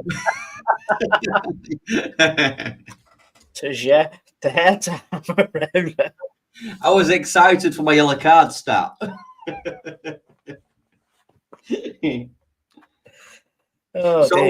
Sounds like a lovely Spanish dish. That, you know what I mean, like a version of a Spanish omelette. To be fair, I will take Hamarada because in my head it sounded a lot worse. You're like a hello. Is it not Amaria? I don't know. I wrote it down quickly at half time. Tarjetas amarillas, and then we got Tarjetas rojas. It's your Yorkshire accent. That's what it is. It's Amaria must sound Amarera. See, now Carl's here. I don't know if Carl's on about a player or if he's on about Tarjetas Amarara. Top player misses too many games due to suspension. Because I know that Carl can take the piss. He's just here to troll you now, Luke. That's all he's here to do. But first 5 minutes, Eibar are looking a bit lively, to be fair. I think those couple of changes for them seem to be working to their advantage. It's like we said at half time, Nick. There's going to be plenty of times in the second half where Eibar are coming at us that is why the second goal for Malaga is very, very important. Is this the way to hammer it out? All right, you got a yellow card then. Yeah, he's yellow. You got a yellow card. Eibar troubling the Malaga box again. But again, have these had that much quality going forward? They're like very much like us. They've been in the areas, but yeah, I think to be fair, looking at we expected maybe more from Batista and his goal scoring exploits, but I don't think he's had the service, to be fair, today. I think it's it's been something which has been sort of missing for him. But certainly so far in this first 5 minutes of this half, they've had a couple of chances to come forward. They seem a bit more organised to me with this change of formation. So yeah, and fucking hell, we're not going to get much by giving the ball away like that. Here come Eibar to stand this left-hand side, piling into the box in that lovely, it's like a royal green, isn't it? And burgundy away strip. And Merkelands is the one who's looking dangerous at the minute down this left-hand side. Throw in for Eibar. Well dealt with. Oh, no, not well dealt with. It seems defensively we have been fine, really. They've defended very well. Even the spoken about before, Danny Sanchez. I mean, that is a stupid foul to get away in a very dangerous position by Daniel Lorenzo. Yeah, that is daft, to be fair, isn't it? It's just he's going absolutely nowhere there. And creates more danger for Malaga here. So Christian's gone away. He's moved away. He's changed his hairstyle. He hasn't got that. He's gone very Basque. Very Basque. He lacks goatee. He lacks the tan these days. I wasn't going to say that, but I did notice that. I went, doesn't he look pale? Yeah, it looks like he's been at UK for a while, doesn't it? As Malaga half deal with Eibar still coming, and Malaga now going the counter attack, asking a very lot of Kevin as it goes all the way back to Fozzato, the Eibar goalkeeper, who plays it back in. And again, dealt with very well by Malaga as it is La Rubia out wide. Maybe we can get in touch with Christian after the game, and you can share your secrets to staying bronzed all year round, Luke. How do we keep that glow? Portugal, and regular trips to Malaga, and a couple of blonde highlights every now and again. Yeah. Definitely not a sunbed in Doncaster, is there? I know. That's not my game. It's a nice Roman blind to bring the light to you. I always think that. I always say that to Bex. I go, how does a man who works inside a factory, windows, stay so tight? Yeah, like fucking zero windows. There is zero windows in my building. He must be close to that furnace a lot. You know what I mean? to be fair, like you guys, I know we've got a great community, and you guys probably know the same. The question everybody always asks is, "Oh, you're not going to Spain this weekend? You're not in Spain this weekend? You're not going away this weekend?" That's the answer. That is the answer. I was regaling my plans so far. So I've got obviously, it's just this fixture list which is pain in the arse a minute. But we've got you've gone in and you've been booking the flights. I've gone early. Off.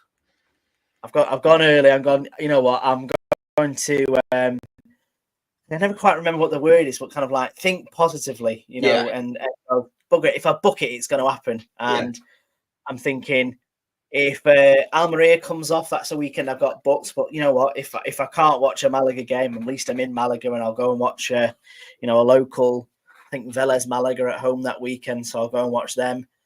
And I've even gone early for the Dayport game as well. So I thought, a little post-Christmas present trip to Malaga. You've got to think that a trip like that, they're not going to stick that on a bloody Sunday or Monday night.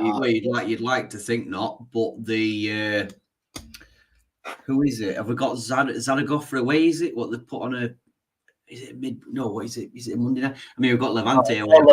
Levante, yeah. So I went early.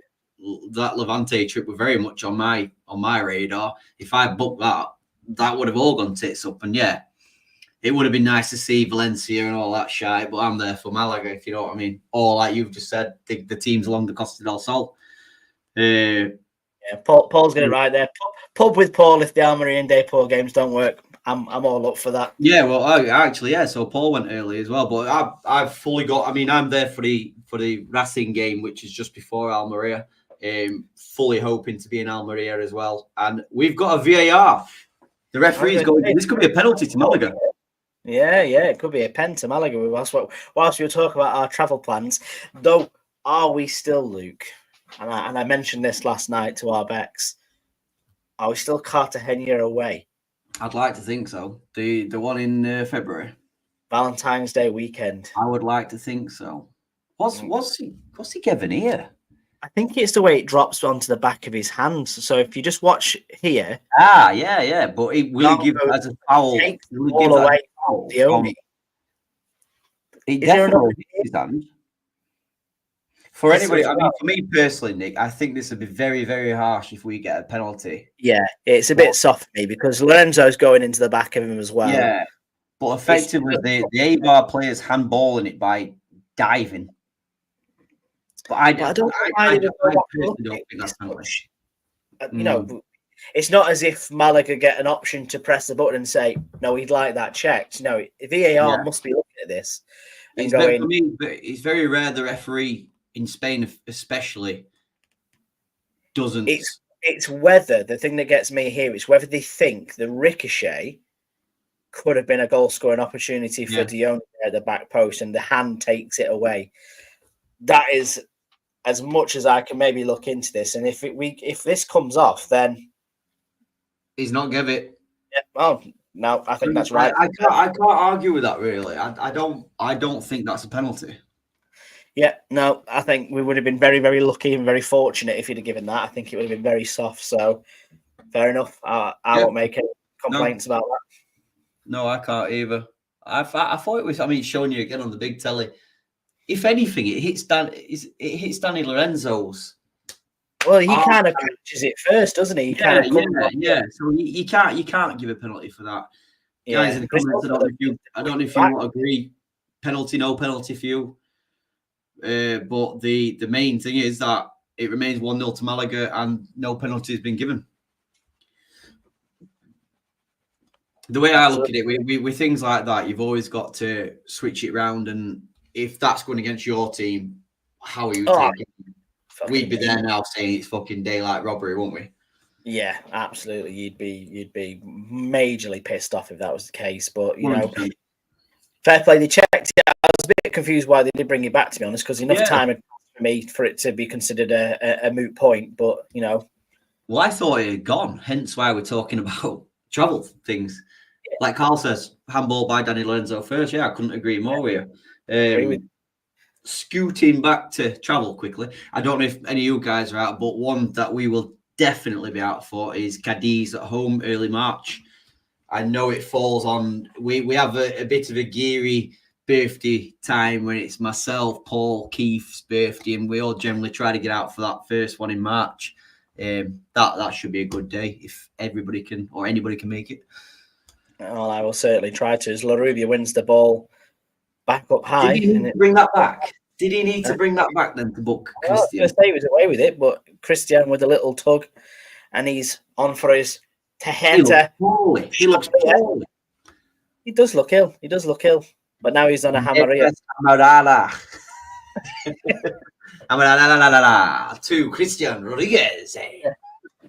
I'll have a look at the flights of the Cadiz game as well. Might as well get them booked while they're 40 quid a pop at the minute.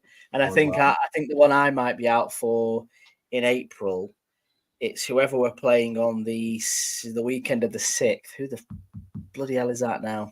That's going to annoy me, that. Yeah, I have them all. I've got 2 seconds. I've got all the fixtures written down. 6th of April, I think the weekend is. I was looking at. The 6th of April, we have Cordoba. Is it? Yeah, at Cordoba at home, 6th of April, which is my nights to afters weekend. So I doubt I will be there for that one. Well, that is the start of my my Easter holidays. So if I can time that right. Of course. So I keep hearing about this at work. Easter's totally different this year, isn't it? Back in UK. Yeah, it's very late this year. So the kids break up like at the start of April, and then That's it. the actual Easter weekend is at the end of the 2 weeks Yeah. as well. So. The ones what work. Well, I've put a couple of markers next to games what are potential / I know it changes anytime, but we're going to Racing. Got Almeria December. It was going to be Zaragoza, but I believe more maybe out for Depor in January. Potentially, potentially Racing away, Cartagena away could happen. And then I really want to go to Almeria away, but Almeria away is the week before Cadiz, so it's like one or the other. So well, that'd be the same, I imagine, with the Racing and the Cartagena games, isn't it? Because I'd like to do one of those away games in February, because I think the Racing game is the first weekend, isn't it? If I remember right. Which again could be a good shout in terms of going and watching. If we could get an athletic club game in there or a Real Sociedad game, but I mean, originally that's the one what Laura picked out, Santander, but then Matt told her, which I've known since about 3, it's not that warm in northern Spain in February. So then Laura very much changed her mind, and I don't think she's that arsed about Santander, to be fair. But then you're looking obviously the Cordoba potentially. But then, like, in terms of shifts, Oviedo away, Eibar away, not very easy places to get to. This is the thing for me about trying to get to northern Spain from northern England, basically. You're quite limited, aren't you, up here?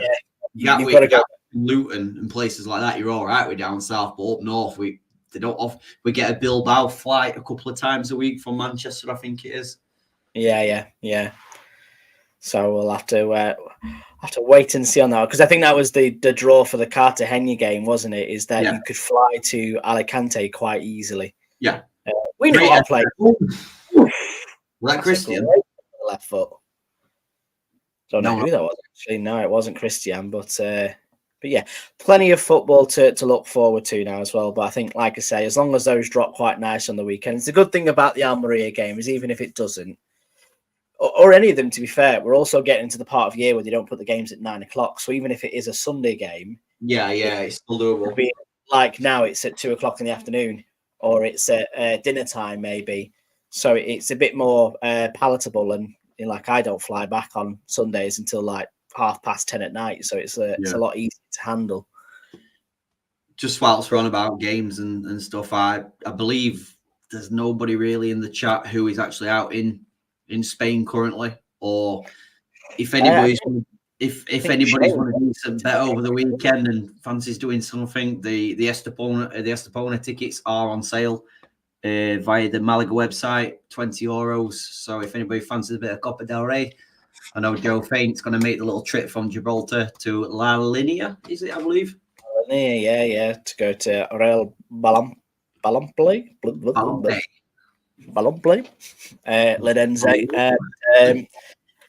Cracking little looking stadium. Obviously, Malaga played Cordoba there in pre-season, and it looks brilliant as a facility. I have been keeping my eye out on the fixture, see whether it's worth, if it's on a different day to a Malaga game, getting a car and driving down there, because I think it takes you about an hour and a half from Malaga to get there, which isn't too bad. It just looks great, Like I say, Joe shares a lot of his stuff on social media and on Twitter of the games there, and it looks brilliant. And they've got a couple of Gibbies in their team as well. They've got Jack Harper, and I think still Bobby Duncan is there. I'm pretty sure he is. I'm not sure. I know Jack Harper's still there. I think he's their main boy, their number 9 these days. He takes the penalties. But I mean, you guys, there's a lot of guys in here who know this. You Carl, Paul, Steve, and so on.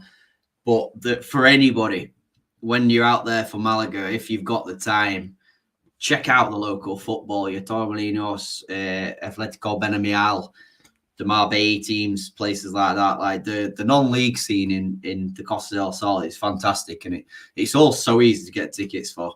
I went to watch Torremolinos in the summer, a team I've got a good affiliation to because of where I go on holiday. That's all it is. But lovely El Polizuelo, lovely ground, and you're always welcome. It's not just Malaga where you're welcome as a Guiri.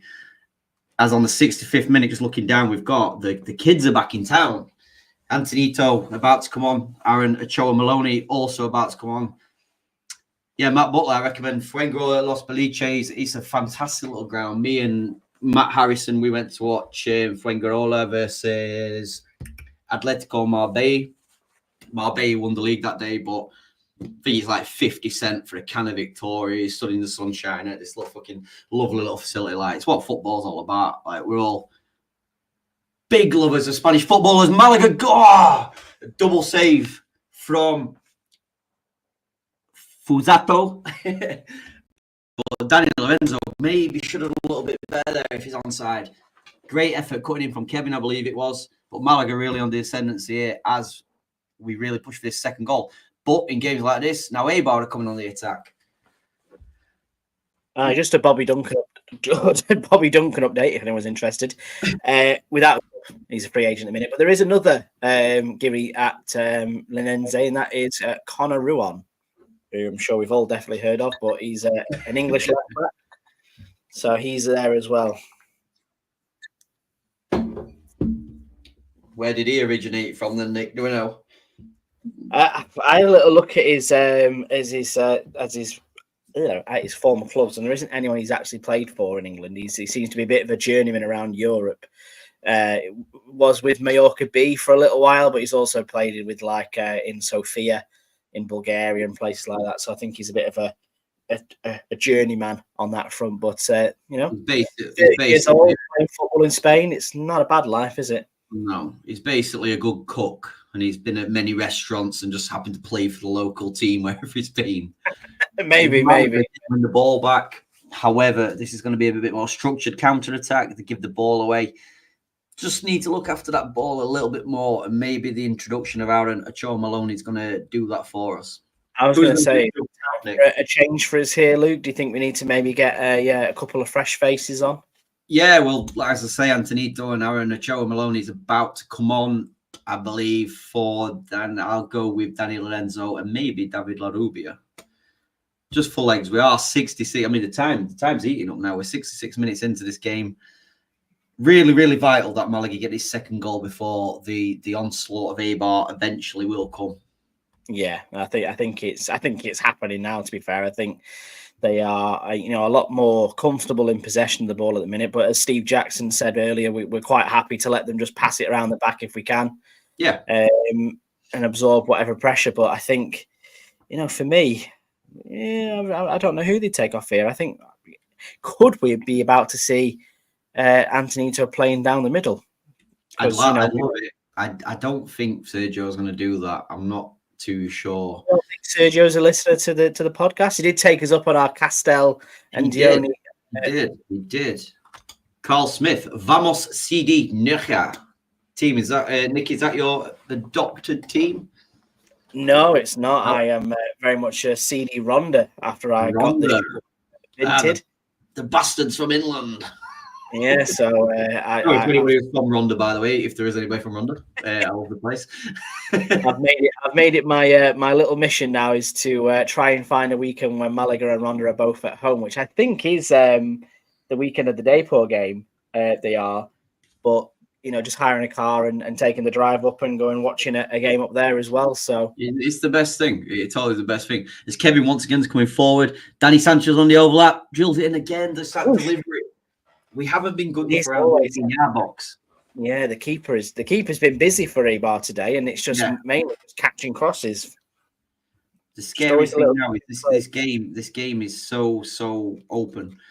One player that I really haven't noticed at all today, Nick, and whether that's I'd say it's more of a negative because of how good he is. I don't think Manu's really had much impact on the game. I think he's been quietly going about his business. Eibar really coming in terms of the creativity. Oh, hello. That was some pace. That was some pace. Athletic going. So I've heard somebody say about. I'm pretty sure.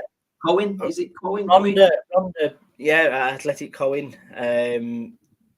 Football on a squash court. To be fair, I've seen pictures of the ground and I've heard that it's a great little club to go and visit. I believe it's a little bit more inland though. Yeah, it is. Yeah. Well, that's who Ronda played last weekend, I believe, and I think they beat them 2-1, if I remember rightly, or maybe the weekend before. But yeah, again, some great places to go visit if you want to think. I think obviously if Matt was here, he'd be plumping for San Pedro, not far from Marbella. He says that's a great little non-league ground, and as you've mentioned, like, you can go to these games and watch some pretty decent football in the sunshine with a beer for not a lot of money. I think the weekend of the Almeria game, my intention is to try and get to Vélez, Malaga. I think that, again, they've got a very unique ground. Yeah, well, I think so anyway, whoever we played early December last season, I'm sure Paul were there because it's when me, Laura, and Paul went to El Pimpi after the game. But the following day, I don't know, the 5th of December, we've gone for a walk the next day and we've dropped on Atletico Benamiel juniors playing at home, €1 to get in. We're sat in the sunshine. It was like 15 degrees in December. I'm sat in shorts and t-shirt, a couple of little Caña Cervezas, and you're just thinking like, this is the life. The Spanish non-league and junior system is. The grounds are so welcoming, but the grounds are so fucking good as well. Like for any ground opera, I'm going into ground opera mode, but the floodlights, everything, just a really, really unique little ground. As it is, Danny Lorenzo and Dione coming off. So is this Antonito straight through that middle? No, it's not. Kevin's also come off for Antonito. Castell's come on for Dione, and Aaron Maloney has replaced Danny Lorenzo. So all like-for-like swaps so far, which is not unusual. I don't think it's unusual to have seen that, like you say. Maybe it's just a matter of protecting Kevin. I think after that first half, he played excellently. I think he maybe has got a little bit tired so far in the second half. I'll tell you what, bringing on a replacement like Antonito is always really good, isn't it? So yeah, especially when there's tired legs out there, getting into the last 20 minutes, get Antonito running at that Eibar fullback. It's very rare that Kevin does see out a 90-minute when you think about it. He's always the go-to subs. I think as well here, Luismi is also having a bit of a problem. So I think Isa Moreno is about to come on for Malaga's number 19. Again, I've got zero issues with that. Isa Moreno, when he has played, calm, cool, collective, never done a foot wrong. No, bit of a shame that Luismi's coming off though. We again, some important games coming up. Well, this is the thing that concerns me about Luismi, and something that concerned a lot of people when he did sign. He's a very, very, capable and established Segunda footballer, but he has got that injury track record. Yeah. And again, when we don't have him in the side, that midfield is a lot more. How we could say it, a lot more unbalanced would be the way to describe it. But as you said before, Moreno is a fantastic luxury player in terms of his versatility and where he can play anywhere, along the back four, across the midfield, and even when Hightam got injured in the Huesca game, he came on as a right winger. So he's a a very useful player to have in your squad. Of course he is. And he comes on here for another 20 minutes, which, we were saying he'd not played much football between, at the start of the season and the back end of last. So he's certainly taken his chance to impress pace there. Castell, Nick, what we're thinking regarding Castell? I still like him, as he said. Clear. From ball age, just a recovery nudge away from him. Right ball from Aaron Maloney, though. I don't mind him. I think he brings something different to what Dione does. He's certainly, a level above Rocco Batorina, but again, the thing about all the strikers from Malaga is they're not someone who I can see scoring 20 goals a season. Can you see him scoring 10 effectively? Not with cameos off the bench. You know what I mean? That's the difficulty for him. He either needs to make sure that he's the prime striker and take that, you know, number 9 shirt off Dione, or he's a bit part player. And you know, bit part players don't get into double figures, unfortunately, in a season. You know, you look at every team that gets promoted out of this league, and there usually is a player who is top of the scoring charts or in there thereabouts with, you know, 20 odd goals a season. And that tends to be the difference between, you know, getting promoted out of this league and not. Ultimately, it's having an established goal scorer.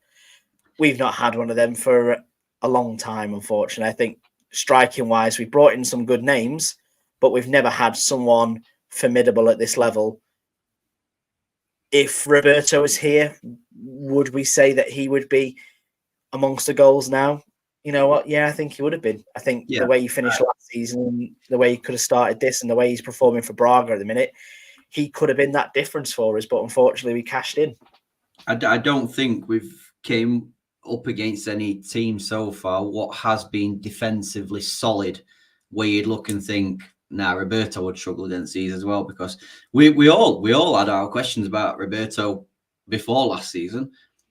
Maybe the drop into Primera has made Roberto's career when you think about it. I mean, I know he's still a young boy, but the failed loan at Barca Bay, the failure in, I know he didn't play too much, but in Segundo in Malaga previously, again, although very, very young, dropping down there and teams seeing that there's a 20-year-old who's got 24 goals, Braga's taken the gamble, and if they've got him for 3 years and the gamble doesn't pay off, it's worth the gamble. If it does pay off, they're going to make a hell of a lot of money out of him.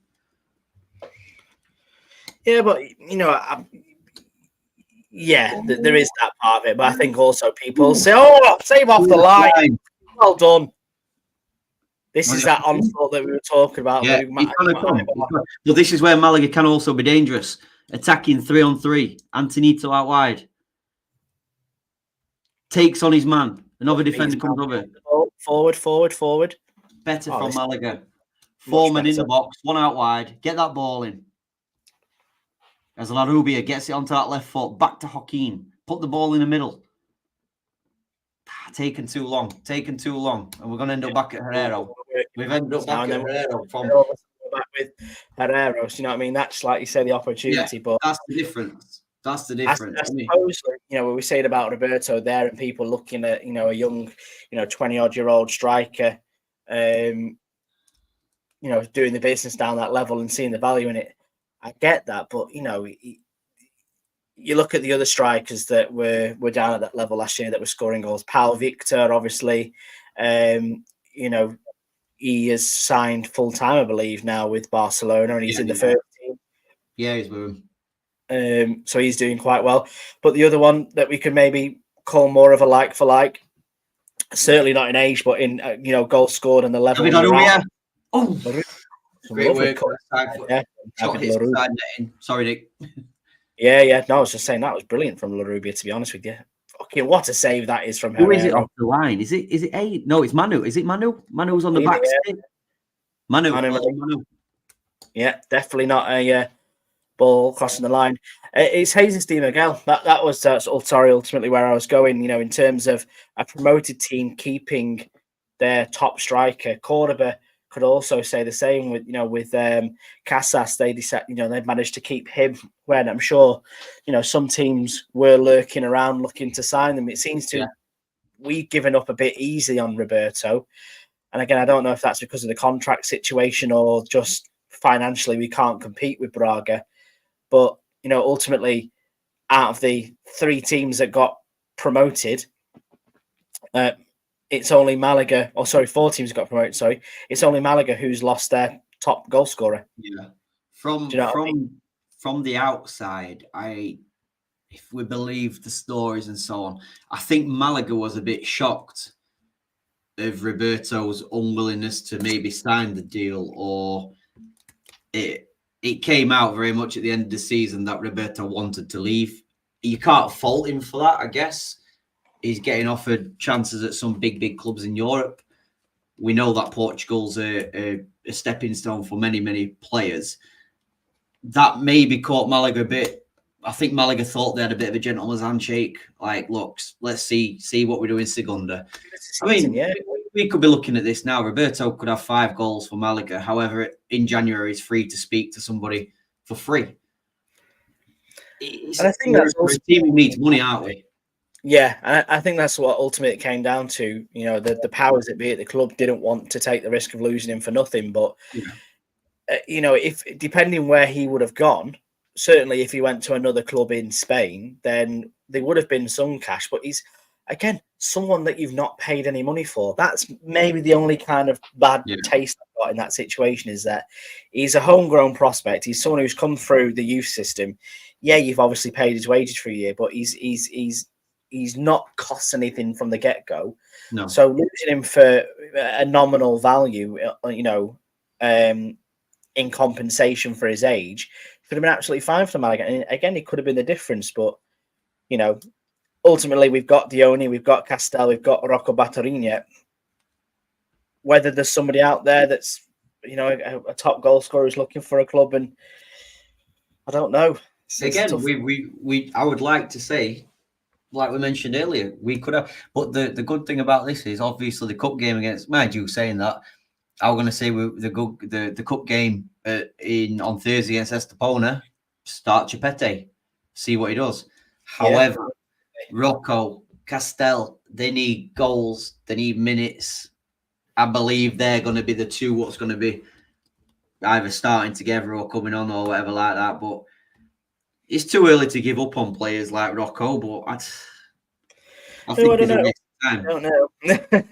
I think he's a waste of time, I do, and we've had so many of them with Malaga. My personal favourite was 2 seasons ago, Lumar Ayegbeni, the left back. I think he played about 3 minutes away at Cartagena, and that is the only time we saw him, bless him. Who now applies his trade in Greece. You just have a little look here, and you go, right, who is available at the minute? If Malaga wanted to dip into the forward markets, and maybe let's play devil's advocate and say that Malaga like to sign Spanish players because it's easier for whatever reason. You've got Santi Mina, who obviously I think about nearly 10 years ago was signed by Valencia for 10 million. He's got a lot of issues, though, hasn't he? I believe so, but he's still only 28. You know what I mean? I think he's about to get signed up for the Spanish prison service. Oh shit! Yeah, he was. He did, yeah. So I function with a barge pole. Then I was wondering, thinking, where are you going with this? Just on behalf of the Guiricast, we do not. We should say no signs to Mina. But next on the list there is obviously Samu Castillo. Do you know what I mean? Free agent. Yeah, well. Obviously, the wages thing is an issue there, but underneath that is for another former Malaga player, Portillo. He's a free agent, but 34 years old. Yeah. Ibanez, a right winger, he's free. Alvaro Video, who we had on loan a couple of seasons ago, he's available. I always think with the Samuel Castillo thing, Antonito runs through, no penalty. With the Samu Castillejo thing, it's like, can he sign one of these free contracts where he comes and plays for a tenner? You know what I mean? When you hear about these ex-players going back, and then, I don't know, next season, then you can renew it. Does it get around all this percentage thing where we're not paying a certain amount? I don't fully understand it, because if he is a free agent, right? If he is a free agent, then surely... Malaga running through. Sorry, Nick. Malaga's running through. Aaron Ochoa Maloney gives it out. Shite. That was poor. Really, really poor from Malaga. They were 2-on-1. He should have been looking out right to Larubia there, to be fair, but Larubia was miles off. But it confuses me, because surely, like, from his perspective, if he's saying I can only earn a certain percentage of what I used to have as a rule, then ultimately I can only play for a certain amount of clubs, but those clubs don't want to sign me. So what do I do? Yeah. Do I have to sit here and not play football for a season until maybe that rule comes out? A player's gone down. He's booked him for diving. Yes.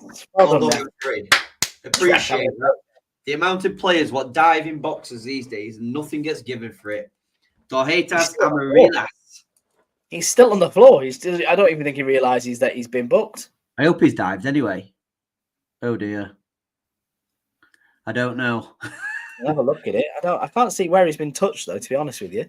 There was a bit of a. Oh, could we end up getting a penalty here? Is that what he's coming back for? I tell you what. Antonito driving straight through the middle of two players. The number 20's leg comes across Antonito. Maybe. Imagine this now that he gives. I tell you what, we're getting a penalty. We're getting a penalty here. I don't think they're looking at it. I think the referee says no penalty either way. Crack on. You've got one each now. That's fine. To be fair, though, I'm happy with that, Nick, because although it only showed it the Eibar one once, I think it was Manu who comes across, and it did look like there were a little bit of contact, but end of the day, I couldn't care if he kicked him in the neck. He ain't got it. Do you remember Johnny, who played for us about 8 years ago? He's a free agent. The old bleach blonde hair. Mm-hmm. I just think I know we had not saying an argument, a big discussion at the beginning of last season regarding youth and all that lot. Malaga's academy and everything is that good. Keep using it. These players are going to keep on coming through. You go back to the what was it? Who am I thinking here? You go back to the early days of Sergi Dar. Is it Sergi? Yeah, Sergi Dar and stuff like that. Great players who came through the academy, and then they've gone on to make like £50 million worth of transfers. Malaga's going to keep on producing that, especially with the new links again with the clubs down the Costa del Sol. Use them. That's what I'm they're just for. down Sammy Castello rabbit hole in a minute, and it says here that on his profile that he was actually fired by Valencia after failing to reach an agreement to terminate his contract. So is he still under contract? I don't know how that works. The strange thing is with him, there's only so many times you can put an Instagram story begging the club, I want to come back before the ball's in your court to decide less wages or whatever can be done. I understand in Spain that they've got this rule about percentages about wages, what they can and can't spend and all that lot. But I'd love to know what Santi Cazzola's playing for at Real Oviedo and stuff like that. He's playing for the minimum that exactly. You're allowed to get paid. But I suppose the problem is with Santi Cazorla is that he wasn't playing in Spain beforehand. So he's obviously come back from, I think he was out in Qatar. Then where Xavi were, I think. Yeah, probably earning an absolute fortune, but then doesn't need the money to play back in Spain. But it's not that rule of earning at least 50% of your previous contract. But yeah, I think there's got to be ways around it if he's needed that much. But 87th minute, can't say. I know that they've had a header cleared off the line, but Malaga's also had one or two chances. I can't say the onslaught has really come as of yet. They are currently on the attack, and the centre forward's done very well there. However, Malaga win the ball back without putting a jinx on anything whatsoever. I hope if Malaga do win this game, goalkeeper, he did well. Without putting any jinx on this game, if Malaga win this, we will go up to 10th place and we'll only be 2 points outside them playoffs. But more importantly, it'll take us, I think it's 9 points clear of the relegation zones. Again, good defending out there. I think defensively we've been great, Nick. Yeah, I think we performed, really well. I don't think Eibar have had much to do for us, but when we've been called upon, we've definitely had the wits about us to be even better. Yeah. I just think that for me, there just needs to be another goal for Malaga still. Yeah, you'd love it. Yeah. Again, Eibar wide open. Give it. Just send him. Send Antonito. 3-on-3. Malaga going forward. Why are you playing in behind him? Ball. Shocking ball. I think that's definitely gone out there, Antonito. Paul, again, just confirming what we were saying. Santi is playing for the minimum wage, and he gives the rest to charity, which is fantastic. Like you say, Nick, the way around that probably is the fact that Santi was playing abroad. Samuel, I know he's been on loan here, there, and everywhere, but he effectively has been a Valencia player. Well, it's his contract, isn't it? Which we were trying to mutually terminate and things like that. And I was just reading just then, sorry, whilst I was down my little rabbit hole, that he's currently suing Valencia for the last year of his wage because he was sacked. It's crazy Spanish football, isn't it? It really is fucking crazy. Like, what does that mean then? Does it mean he can't play for anyone else whilst he does this? Or no idea. 89th minute, Nick. Eibar corner. Big defensive performance. One more, well, a couple more. I believe there's a couple more to go. Like if you've been sacked, I suppose you've got no contract then, have you? You don't get paid anything if you've been sacked. I mean, if you're suing your employees as well, I can't see that going down very well. It's an interesting one. If To me, he's there, it feels like a bit of a no-brainer to me. If that's happening, he doesn't have a shirt number, he doesn't train with the club, you know what I mean? Has Eibar half chance? The ball's going to come straight back in, but again, good defensive work. I think this time from Hakim. Unless it's like a gardening leave maybe thing. You know, like how sometimes managers get sacked but they get put on gardening leave. Yeah, maybe. Like that. I mean, I think there is actually what's happening here. Why is the game? Change. Who do we have here? David replaced by I want to say, is it Labete? Oh no, it's Alex Pastor. Yeah, we're going 5 at the back to end the game. We're going 5 at the back to see how we're going to start, guys. Alex Pastor looks like someone from Essex now. He's got rid of the white, the blonde highlights. Over the 90th minute mark now, still awaiting how many minutes. Obviously, with the VAR check, I expect 6. I'll go. I was going to say, I've not seen the clock go up just yet. No. Malaga's still defending very well. I just keep hold of it. They can counter with the right ball. Oh, here we go. 2-on-2. Give it him earlier. Give it. Antonito driving his man 1-on-1. Getting on that right foot. Back on his left. Overran it a bit. Gets the ball. Oh! The referee pulls it back for the foul. But that's where we can be dangerous on this counter-attack.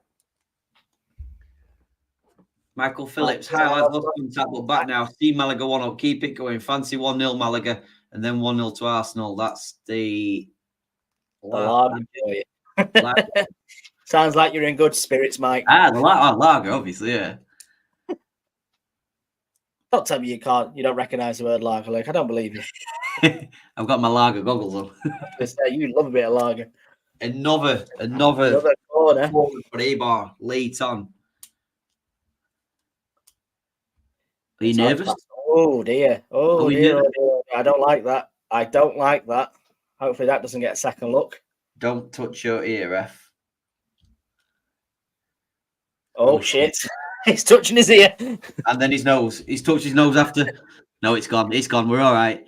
As the ball comes in, 92nd minute, header from Eibar, still in the box. Good defensive header. The ball's all over. Oh, hey, tell you what, that was good defending, whoever that was. As Malaga now drive through, and we're clear. Oh, for fuck's sake, that's terrible. How many? Oh shit! That's it. Herrero, sit on it. How could you fuck that up? That was so easy. Again, throughout all this game, Nick, the work going forward at times, we could have had 2 goals or at least 2 chances in these last couple of minutes. Yeah, no, that's like I say, that's just poor from Castell there. To be honest with you, it's just not good enough, really. I don't care if it's cloudy. Sergio's got to be warm in that sweater. Done for the shirt sweater combo. And to be honest, every time I've seen the camera on as well, it was said. I think it was Alex who said that he's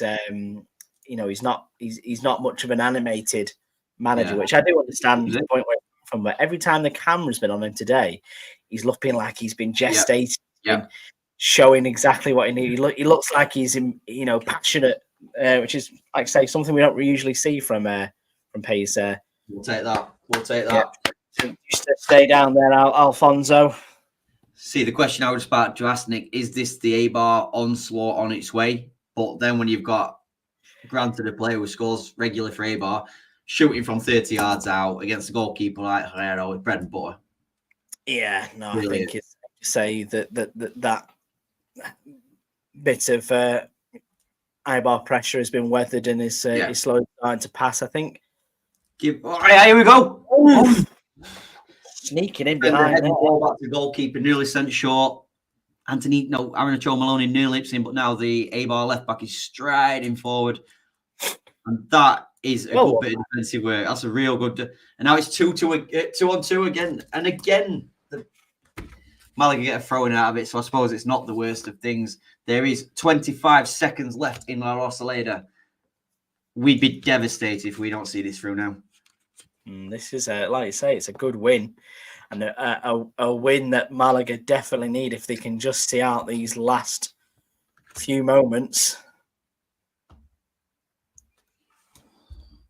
As you said before, look, this should lift Malaga up to around 11th in the league, just a point behind Eibar as well, if I remember rightly. So again, in good company.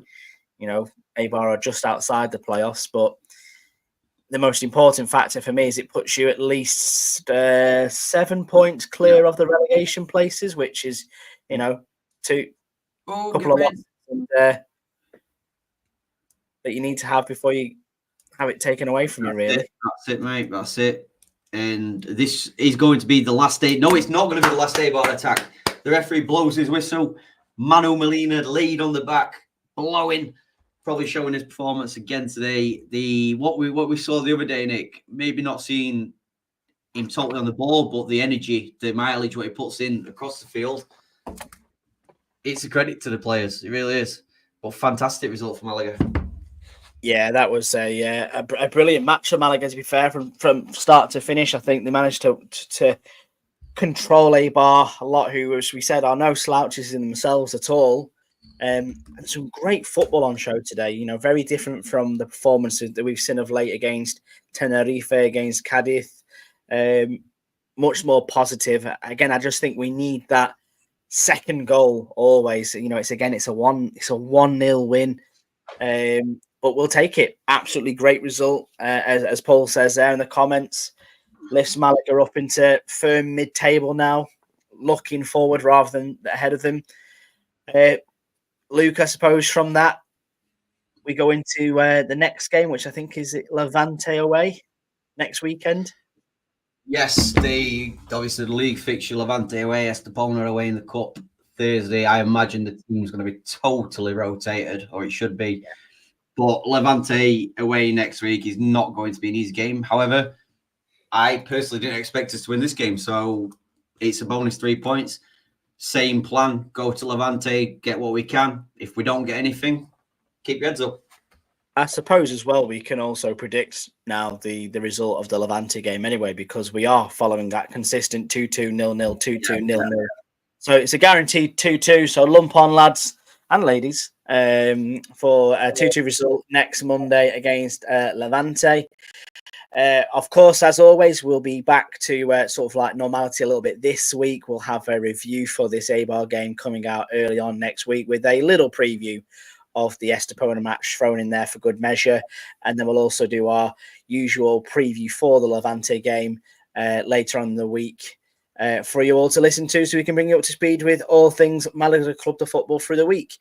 So I suppose I can say thank you all for joining us this afternoon. I know it's a Sunday and I know it's good commitment that we've all stayed in to watch a Malaga game and also to watch myself and Luke here online. Luke, thank you so much for joining me. It's been a good laugh as always. Thank you very much, mate. I love doing this. I really do. Thank you, everyone, for getting involved with your comments. How about we all go have some Sunday dinner, enjoy a nice cerveza and celebrate 3 points for Malaga? Oh, yes, I toasted that. And like I say, hopefully see you all guys soon. Have a fantastic NT weekends. And as always, vamos, Malaga. Adios. Goodbye.